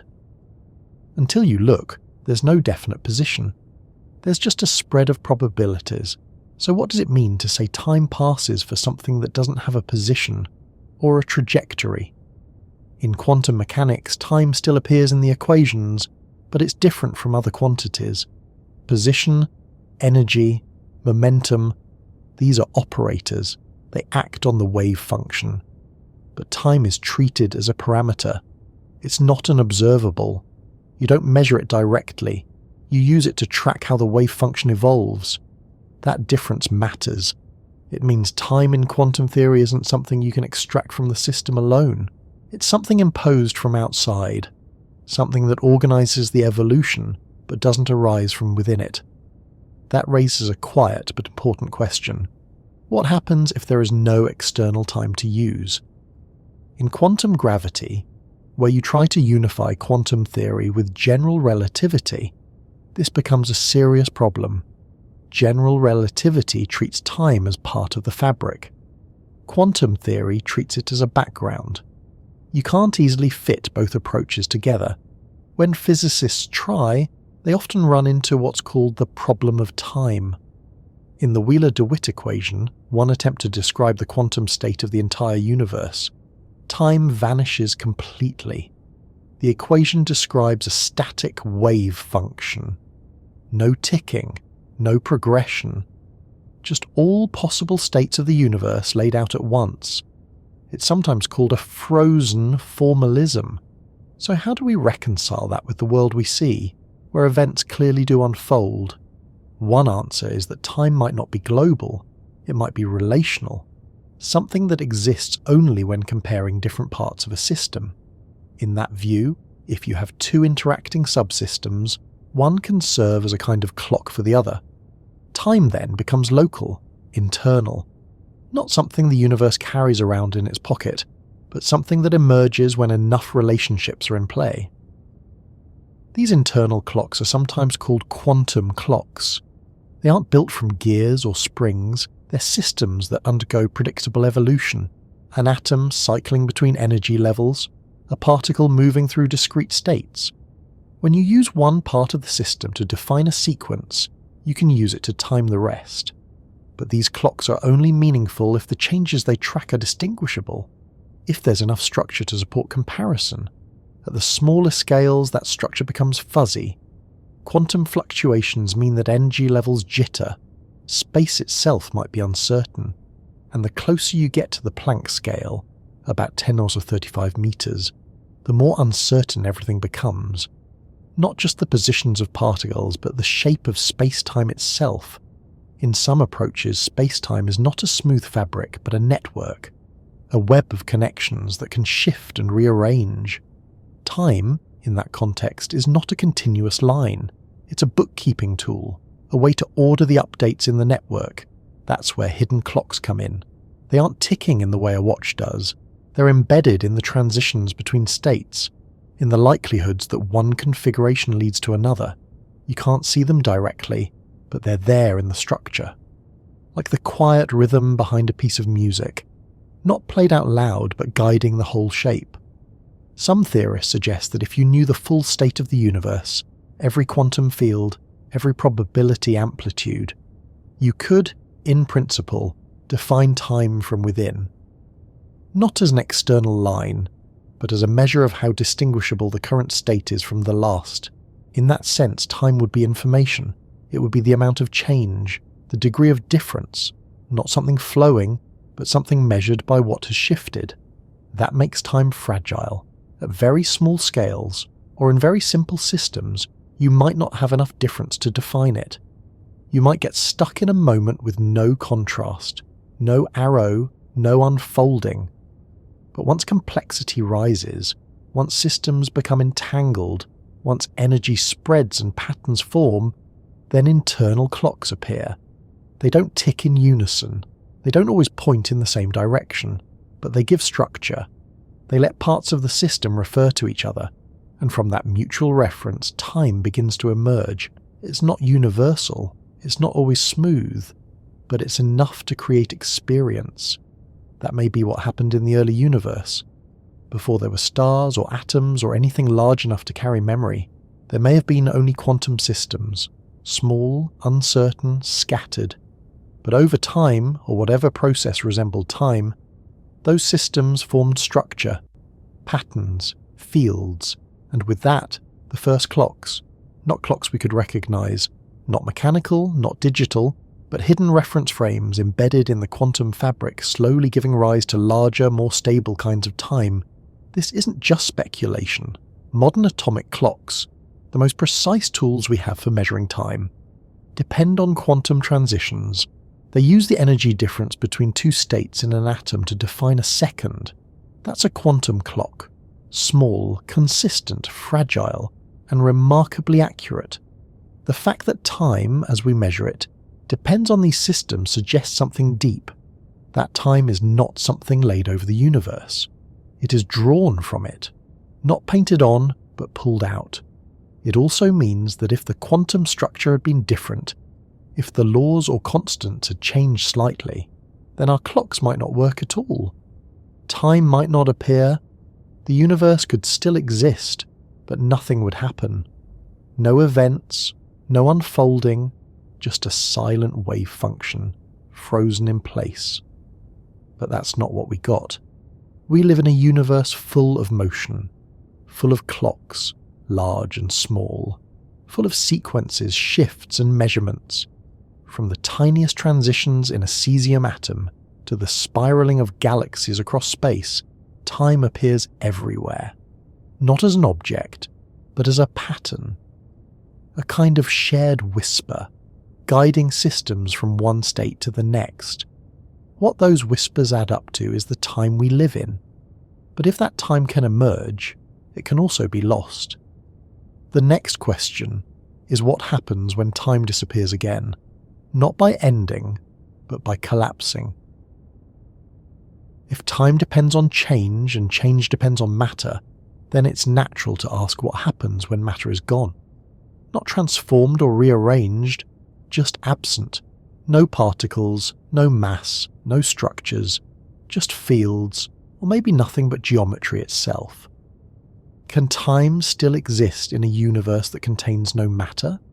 To get there, it helps to look at why matter matters in the first place.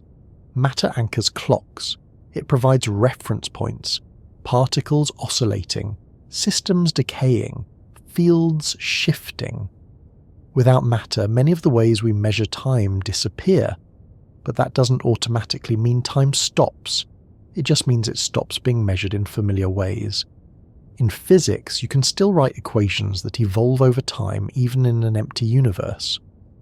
A vacuum solution of general relativity, no matter, no energy, just curvature, still contains a time parameter.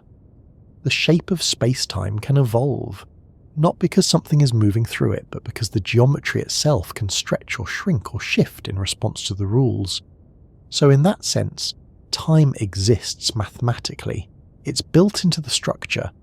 You can calculate how space behaves, even if there's nothing in it. But that kind of time is abstract. It doesn't attach to events. There are no interactions, no thermodynamics, no clocks. You can evolve the solution forward and backward, but nothing changes that you could experience. It's like running a simulation with no objects. The grid updates, but there's nothing in the grid. Still, geometry is something. It defines what could happen if something were present. It shapes the way particles would move if they existed. In that way, time in a matterless universe is potential, not in the philosophical sense but in the structural one. The scaffolding is there, even if it's not being used. In quantum theory, the absence of matter becomes even more complex. A vacuum isn't truly empty. It buzzes with quantum fluctuations. Fields remain. Particles appear and disappear in brief flashes. Even in the lowest energy state, you get a kind of jitter, a restless base layer of reality. That jitter is sometimes treated as real, sometimes as virtual, but in either case it suggests that total emptiness may not be physically achievable. So maybe the concept of a universe with no matter at all is only an approximation. Maybe there's always something. But we can still ask what happens as matter becomes increasingly irrelevant, as density drops, as interactions fade, as the structure begins to flatten. Black hole evaporation gives us a window into this idea. When a black hole radiates away its mass through Hawking radiation, the region around it becomes less curved. As matter disappears, the surrounding spacetime becomes smoother, emptier. But time doesn't stop. It stretches. It slows near the horizon, speeds up outside, but it continues. In some models, when the last particle is gone and the last wave of radiation has passed, the universe enters what's called a heat death, a state of maximum entropy. No gradients, no usable energy, no reactions, no complexity. In that state, time still exists mathematically. The equations still evolve, but there's nothing happening. No change, no difference, just endless uniformity. That's not the same as a frozen universe. It's a universe where change has no direction, no driver, no structure to carry it. The clocks still tick if any are left, but they all read the same thing. Nothing. No events, no memories.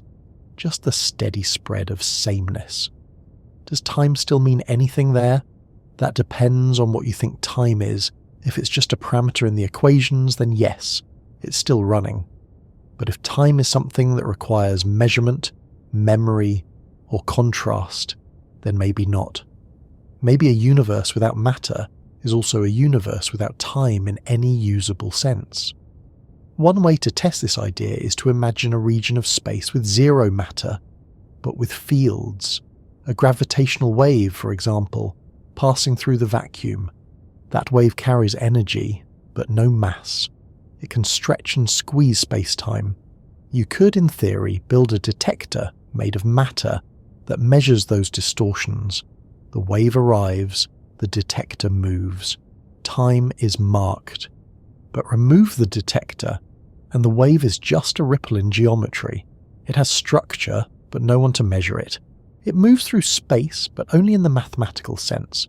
You'd still say the wave propagates, you'd still write the equations. But the reality of time becomes more abstract again, not absent, but detached. That shows the dependence time has on matter, not for its existence, but for its expression. Without matter, time doesn't stop, but it stops being useful. The situation gets even more delicate when you consider the early universe. For a brief moment after the Big Bang, there may have been no stable particles, just energy and fields rapidly expanding. Time in that phase is definable, but only by reference to how the fields change. Once matter condenses out of that energy, clocks can be built. Time becomes more concrete, more measurable. So we see time without matter in both extremes, the earliest moments and the far future. And in both cases, it becomes harder to define. Not impossible, but blurry. Time continues to exist as long as the structure of space-time persists, but the sharpness of that time, the way it ticks forward, depends on the presence of matter to trace it. That doesn't make time dependent on matter in a strict sense, but it makes our understanding of time harder to separate from the systems that measure it. And that loops back to experience. You are made of matter. You carry clocks in your cells, in your heartbeat, in your attention. Without those clocks, time becomes a theory. Still real, still present in the math, but unreachable. A kind of background silence. So in the end, the question isn't just whether time exists without matter. It's whether that kind of time is something we can ever touch, or feel, or describe from the inside. Because if time can exist without matter, then we may not be its central story. We may just be one way the universe gives its shape. And if that's true, the next step is to ask whether time needs a universe at all, whether time itself can exist on its own. It's easy to assume that time is a part of every equation in physics, that whatever we're studying, from particles to planets, must evolve through time. But when you step into the deepest levels of the math, something unexpected happens. Time disappears, not in a dramatic way, not erased, just omitted. Some of the most fundamental equations in theoretical physics don't include time at all.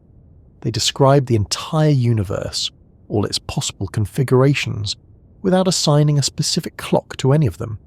The state just is. It doesn't move, because there's no before and no after. There's no reference for sequence. One of the clearest examples of this is the Wheeler-DeWitt equation. It's a central piece of quantum gravity, a framework that tries to merge general relativity with quantum mechanics. In that equation, time doesn't appear, not because it's been hidden, but because it isn't required.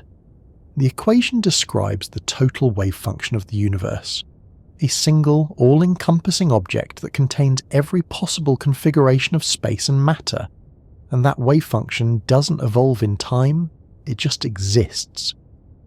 This is often called the frozen formalism of quantum cosmology. It suggests that the universe, at the most fundamental level, is static.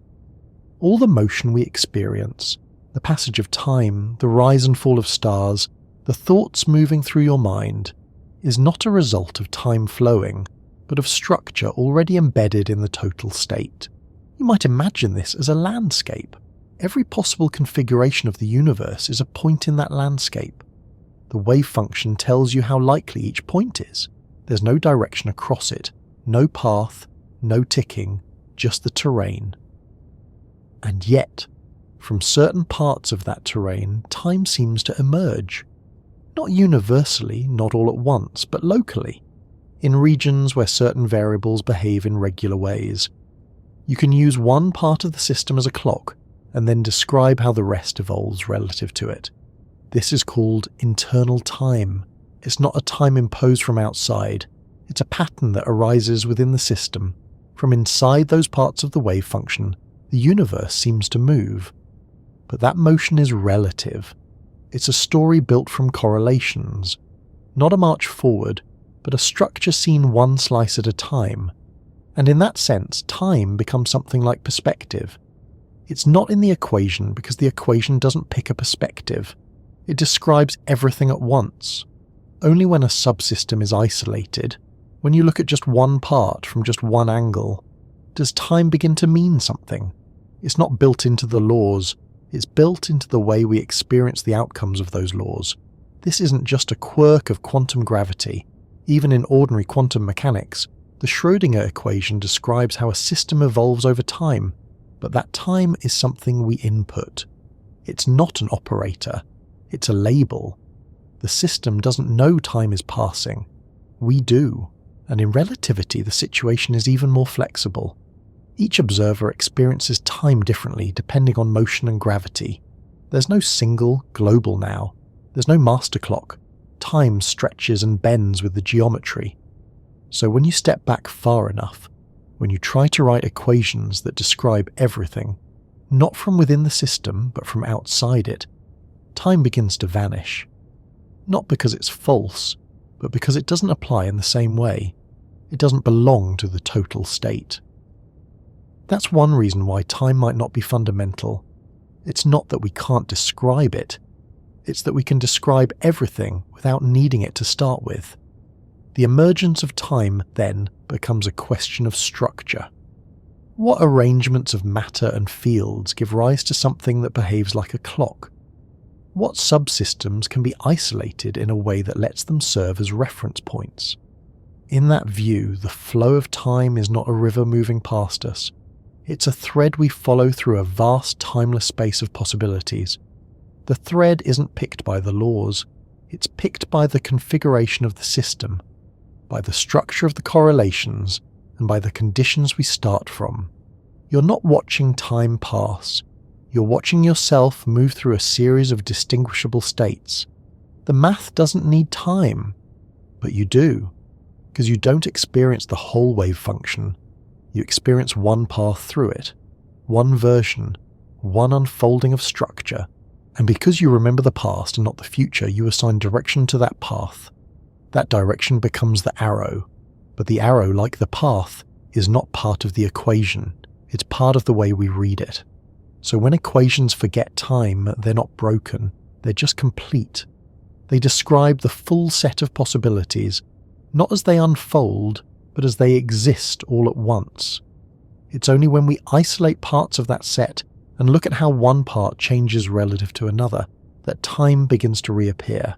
That means time, as we know it, is conditional. It depends on separation, on asymmetry, on the ability to compare. And if those conditions disappear, time disappears with them. That's not just an idea about beginnings. It's also about endings. Because if time can emerge, it can dissolve. And if it can dissolve, then we have to ask what it leaves behind. You experience time as moving in one direction, from past to future, never in reverse. It seems obvious. You remember what has happened. You can't remember what hasn't. Broken things stay broken. Ice melts but doesn't unmelt. The sun sets, but it never rises in rewind. That direction, the arrow of time, feels built in. But in the deepest laws of physics, the arrow isn't there. At the level of atoms, the fundamental equations are mostly symmetric. They work the same whether time moves forward or backward. If you flip the direction, the math still holds. A particle bouncing off another behaves the same way whether it's running forward or in reverse. There's no preference, no bias. So why does time feel like it has a direction? The most widely accepted answer is entropy, the measure of disorder in a system. As entropy increases, systems become more mixed, more random, more evenly spread. It's not a law that things must become disordered, it's a tendency. There are simply more ways for a system to be disordered than ordered. More combinations of molecules that count as warm air than as a cube of ice. Entropy gives time its arrow not because time flows that way, but because the universe started out in a state of very low entropy. That starting point, incredibly smooth, incredibly structured, left a slope. And everything since then has been falling down that slope statistically. That fall is what we experience as forward, not because time is pushing us, but because that's the direction where complexity tends to grow, where memory forms, where systems evolve into new states that are more probable than the last. You don't see smoke reassemble into a matchstick because it's one of the least probable arrangements of particles in that system. Not because it's forbidden, just because it's vanishingly unlikely. But this means the arrow isn't fundamental. It's a reflection of boundary conditions, the starting state of the universe. If the universe had begun in maximum entropy, there would be no arrow. Everything would already be mixed. No patterns would form. Nothing would happen. Not because change was impossible, but because there would be no measurable difference between one state and the next. No structure to evolve. No direction to follow. That's why entropy isn't just a technical idea. It's the reason clocks move forward. It's the reason you can recall yesterday, but not tomorrow. Not because time forces memory to work that way, but because memory is a structure that depends on increasing complexity. Your brain can store information because it's part of an entropic system, constantly moving toward disorder but using energy to create temporary order along the way. That temporary order is what gives rise to the feeling of now, of then, of next. And it's fragile. You can disrupt it with sleep, with trauma, with illness. The arrow doesn't vanish, but your experience of it shifts. That's another hint. Time as we feel it is not the same as time in the equations. It's shaped by the systems we use to perceive it. That perception may be deeply rooted. Some physicists and philosophers argue that consciousness is only possible in systems that exist inside an arrow, that in order to experience anything, a system must have a history, a way of encoding the past and responding to it. If that's true, then the arrow isn't just part of how we observe time, it's part of why we're able to observe it at all. But even then, the arrow remains an illusion in the strictest sense. Not false, but emergent. Not a property of the laws, but of the conditions. There are thought experiments that push this further. Imagine a system in perfect equilibrium, no gradients, no net energy flow. All parts are the same temperature. In that system, time still exists in theory, but nothing changes. There's no arrow, No reason to say one moment is after another. Now imagine that inside that equilibrium a fluctuation occurs, a small, local drop in entropy. It's rare, but not forbidden. That drop could create a temporary arrow, a pocket where time appears to move forward, where structure arises, where complexity grows, but eventually it fades, entropy takes over, the pocket dissolves. In that case, time has a direction, but only locally, temporarily. It's not built in, it's a side effect. And if you lived inside that pocket, you might never know it had an end. Some cosmological models suggest the entire universe is such a fluctuation, a rare, enormous low-entropy condition that gave rise to everything we see. If that's true, then the arrow is not a cosmic law. It's a story playing out within a larger timeless context, a brief chapter in a much longer book that doesn't have a clear beginning or end, and that changes what time is. It's not a force, not a flow, it's a perspective, a way of organizing transitions. The direction we call forward is just the direction where entropy increases, but from the perspective of the underlying equations, all moments exist equally. Nothing is singled out. There is no past, no future, just a vast configuration of all states, sitting quietly in their relationships, and we, embedded in one tiny part of that structure, assign direction because we can only see a sliver at a time. It's like walking through a painting with a flashlight. You light up one section, then the next, and from that limited view you create a timeline. But the painting doesn't change. It doesn't move. It contains everything at once. You do the moving, and in that movement the arrow appears. So the illusion isn't that change is happening, it's that the direction of that change is somehow built into the universe. It's not. It's built into us. The next question is what happens when that direction breaks? When time no longer leads to difference? It's easy to talk about time beginning.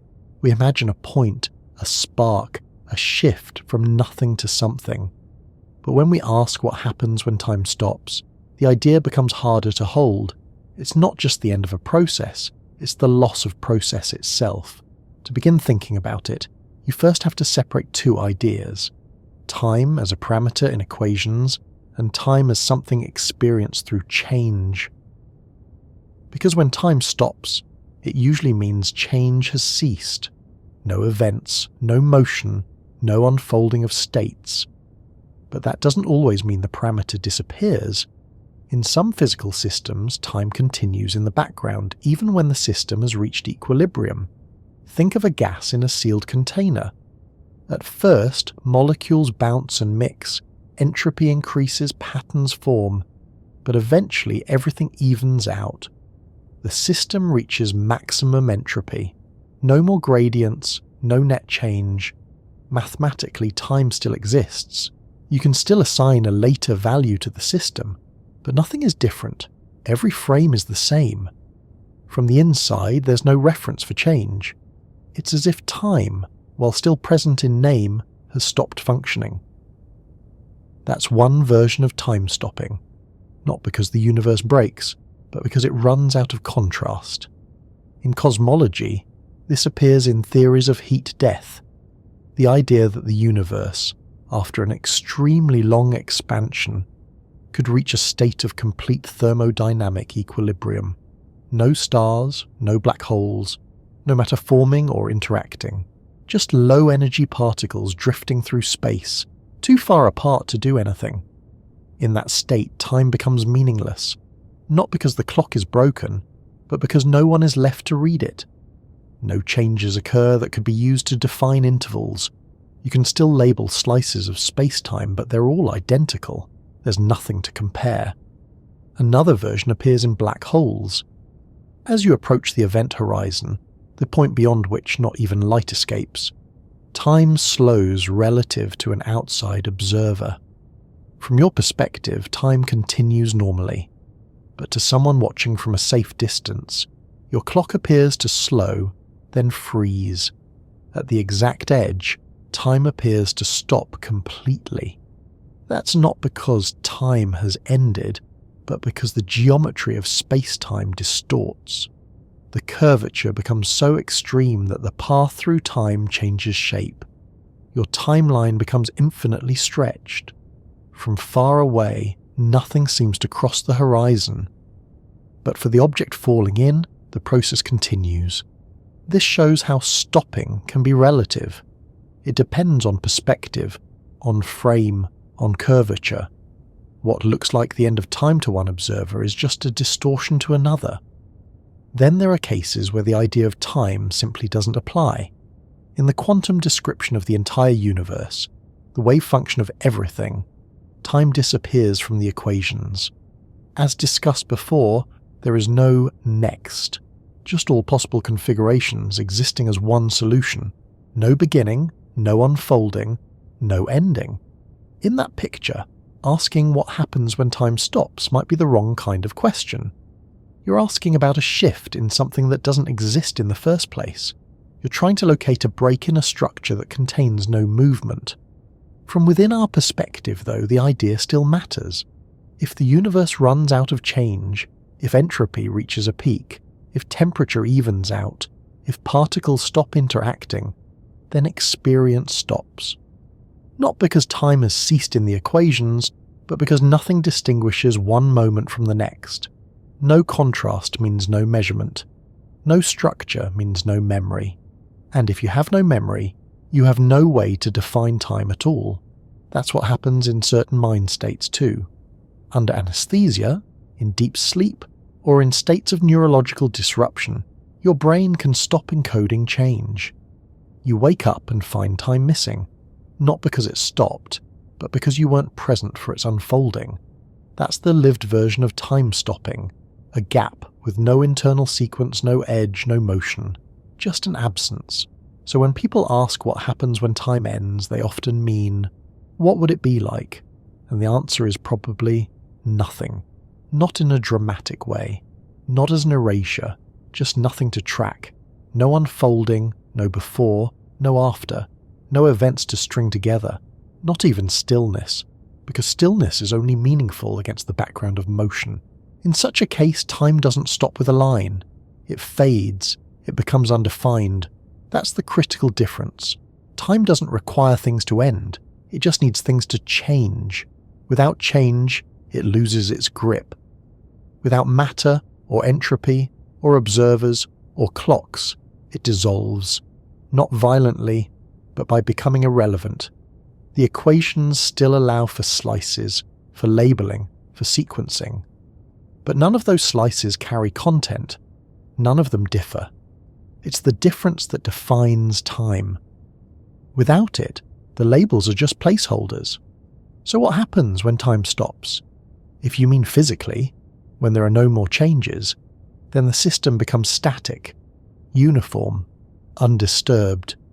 If you mean experientially, when memory, contrast and structure are gone, then there's nothing to perceive, nothing to report, not even a sense of waiting. From the inside, that might not feel like anything at all, and that opens up a final possibility, that the end of time isn't an edge. It's just a kind of quiet, where nothing new occurs, no distinction, no measure, a place beyond the arrow, beyond the clock. But the universe doesn't stop because we reach that place. It simply becomes silent. Whether that silence lasts a second, a trillion years, or an infinite duration, no one would know. And in that silence, the story of time, as we know it, concludes. But there's still more to ask. Because if time can stop, then so can the universe. And if the universe stops, or ends, what happens to time after that? If the universe ends, does time go with it? Or could something remain, a kind of afterstate, quiet and unchanging, but still structured in a way that includes time? To approach that question, you first have to ask what kind of ending you're imagining. There are several possibilities, each with different consequences for time. In one, the universe expands forever, galaxies drift apart, stars burn out, black holes evaporate. Eventually, all matter decays.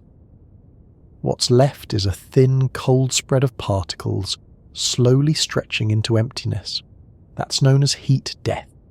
It's not an explosion or a collapse. It's a fading. No energy gradients, no structure, no usable information. In that version of the ending, time continues. The equations still describe expansion. The metric of space keeps stretching. But for all practical purposes, nothing happens. No events, no observers, no clocks. Time becomes disconnected from experience. It's there, but silent. Another version is the Big Rip. In that model, the acceleration of the universe's expansion grows so extreme that it eventually tears apart galaxies, stars, planets, even atoms. The fabric of space stretches so violently that everything loses coherence. Not just structure, but even the rules that define structure. In that scenario, there may come a point where space-time itself no longer behaves in a predictable way. Equations fail, descriptions stop working. Time, if it still exists, becomes impossible to trace. And beyond that point, it may not be meaningful to speak of duration at all. Then there's the Big Crunch, a reversal. Expansion slows, then stops, then contracts. All matter pulled back together by gravity. Galaxies collapse, temperatures rise, density increases until the entire universe folds back into a single point, a mirror image of the Big Bang. Here, time doesn't vanish. It reverses in structure, but not in direction. Events still unfold, just toward increasing density instead of dispersion. The sequence remains, even if its shape changes. What happens at the singularity, the final moment of collapse, is unknown. It might mark the end of space-time, or the beginning of something else. In certain cyclic models, that collapse triggers a new expansion, a bounce. The end becomes the start of the next universe. If that's the case, then time doesn't end, it reboots. But not necessarily in a way that preserves memory or history. A timeline, not a continuation, but a replacement. And finally, there's vacuum decay, a quantum possibility where the universe is not in its true lowest energy state. Instead, it exists in a false vacuum, a temporary configuration that could tunnel into a more stable one.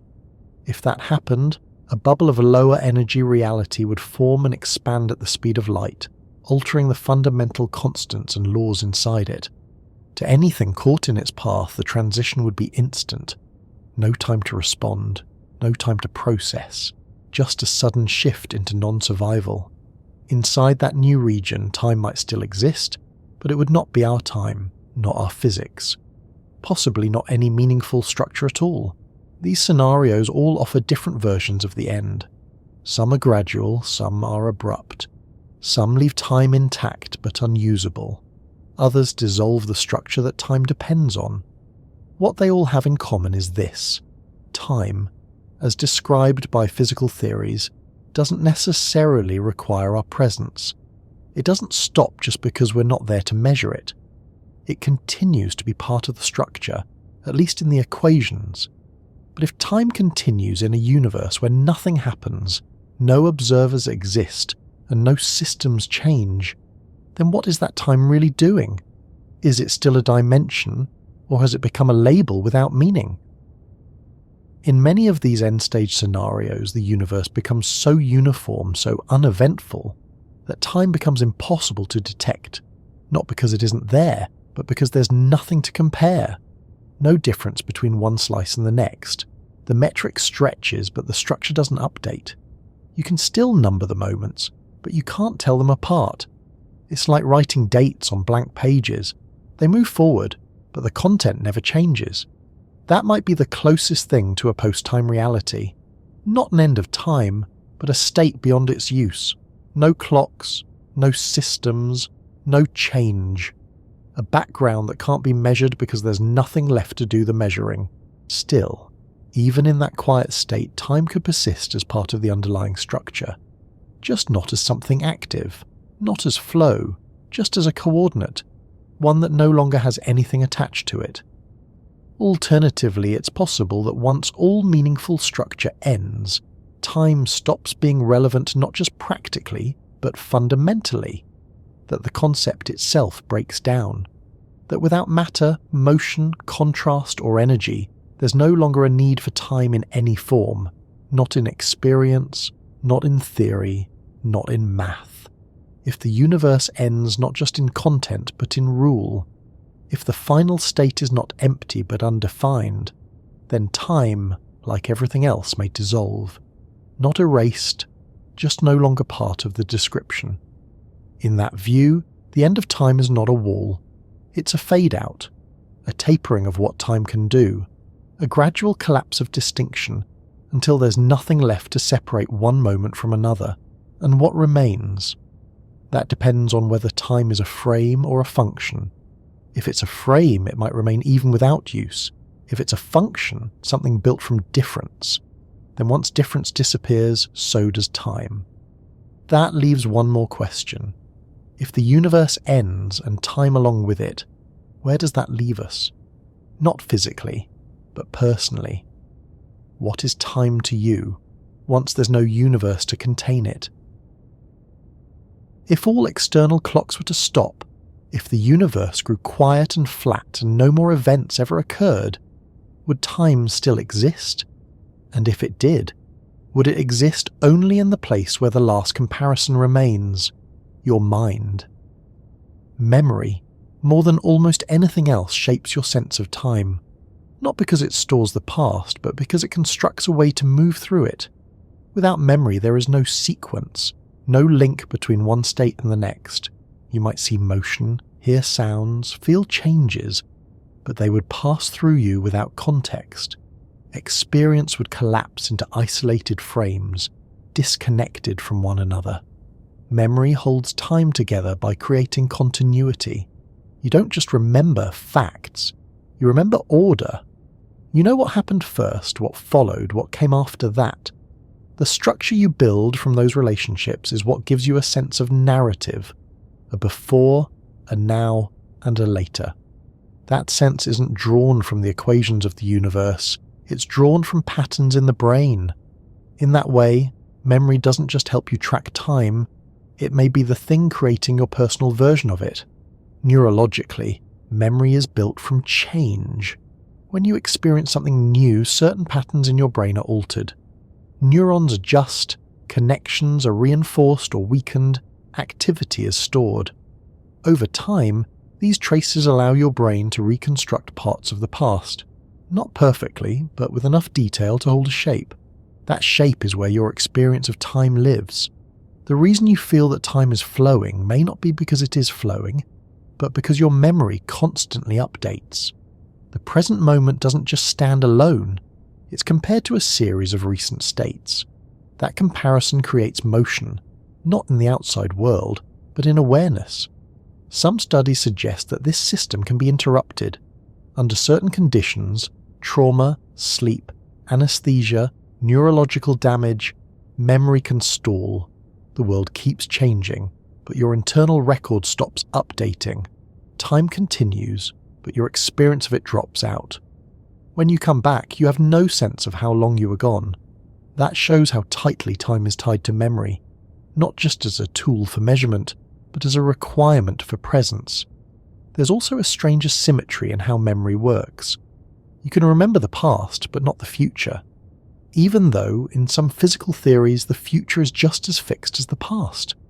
But memory doesn't work by reading stored files from spacetime. It works by recording physical traces, effects that happen only after an event occurs. That's why you can't remember something that hasn't happened. Not because it's impossible in principle, but because memory requires a direction of information flow, from change to trace to storage. It's also why you can't remember the same event more than once in a truly identical way. Each act of remembering alters the trace. The very process of calling up the past changes your relationship to it.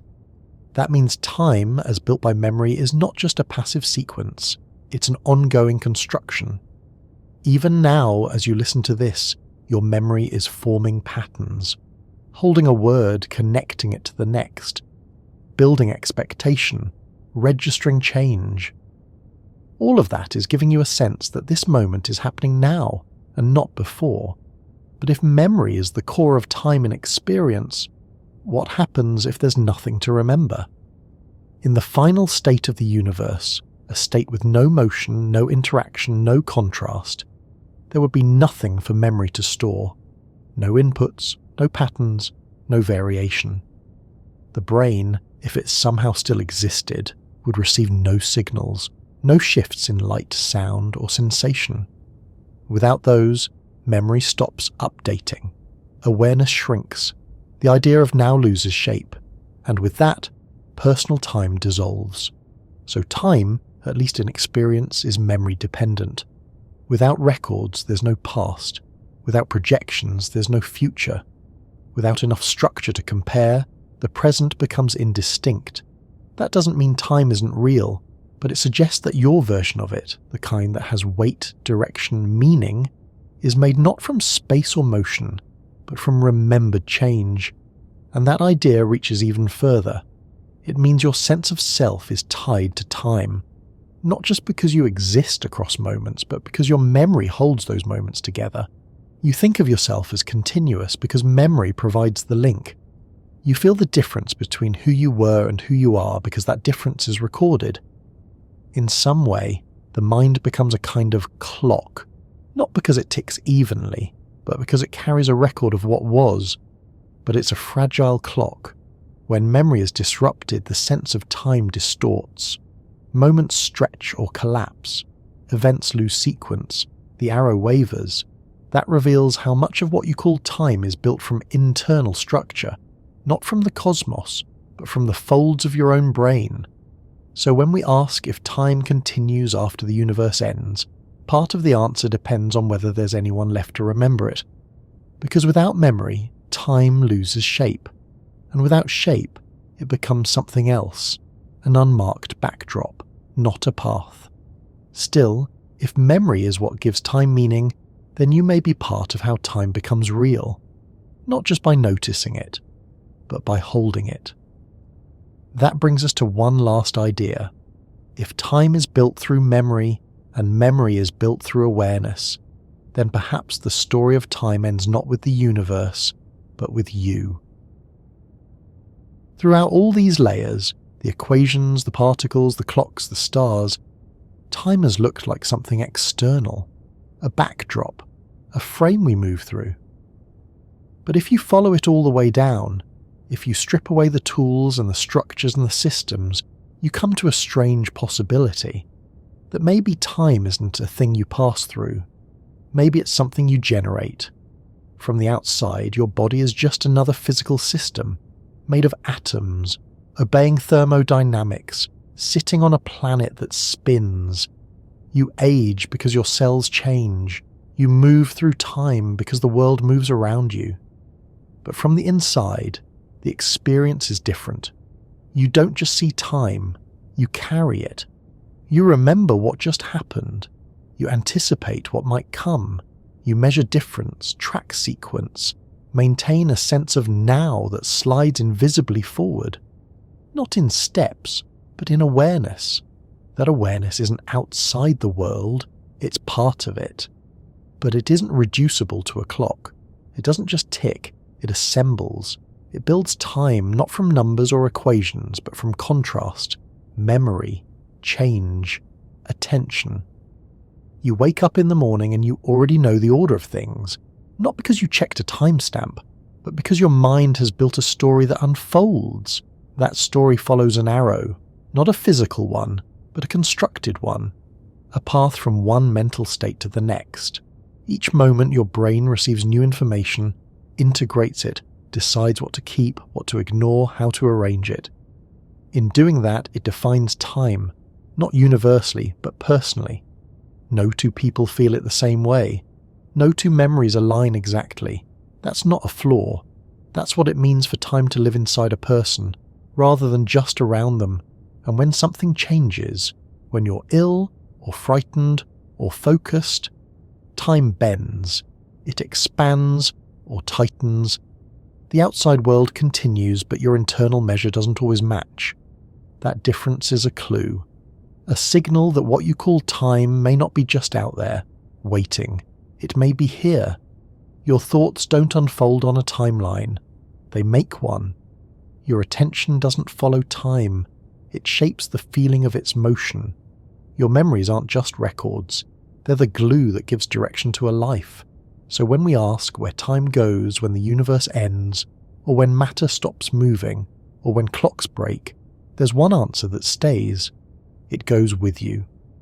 Because without something to remember, without someone to organize change, time becomes a list without entries, a line without points, still definable but empty. And if time emerges from difference and difference is perceived through awareness, then time as you know it might be inseparable from consciousness. Not because the universe depends on you, but because your sense of reality depends on time, and your sense of time depends on how you live in it. You are not outside of time, but you're not simply inside it either. You form it, piece by piece, from the way your mind handles the world. And when your thoughts pause, or your memories quiet, or your awareness lets go, time softens, not because the universe has changed, but because the version of time that mattered most, the one you felt, carried, shaped, has gone still. Maybe time was never a thing on its own. Maybe it was always a relation, a sequence of awareness formed by memory, carried by mind, marked by change. Maybe time is what the world looks like when you're paying attention, and maybe, in the end, time is you. Thank you for sharing this moment. Until next time, may your own time feel slow, deep, and just right.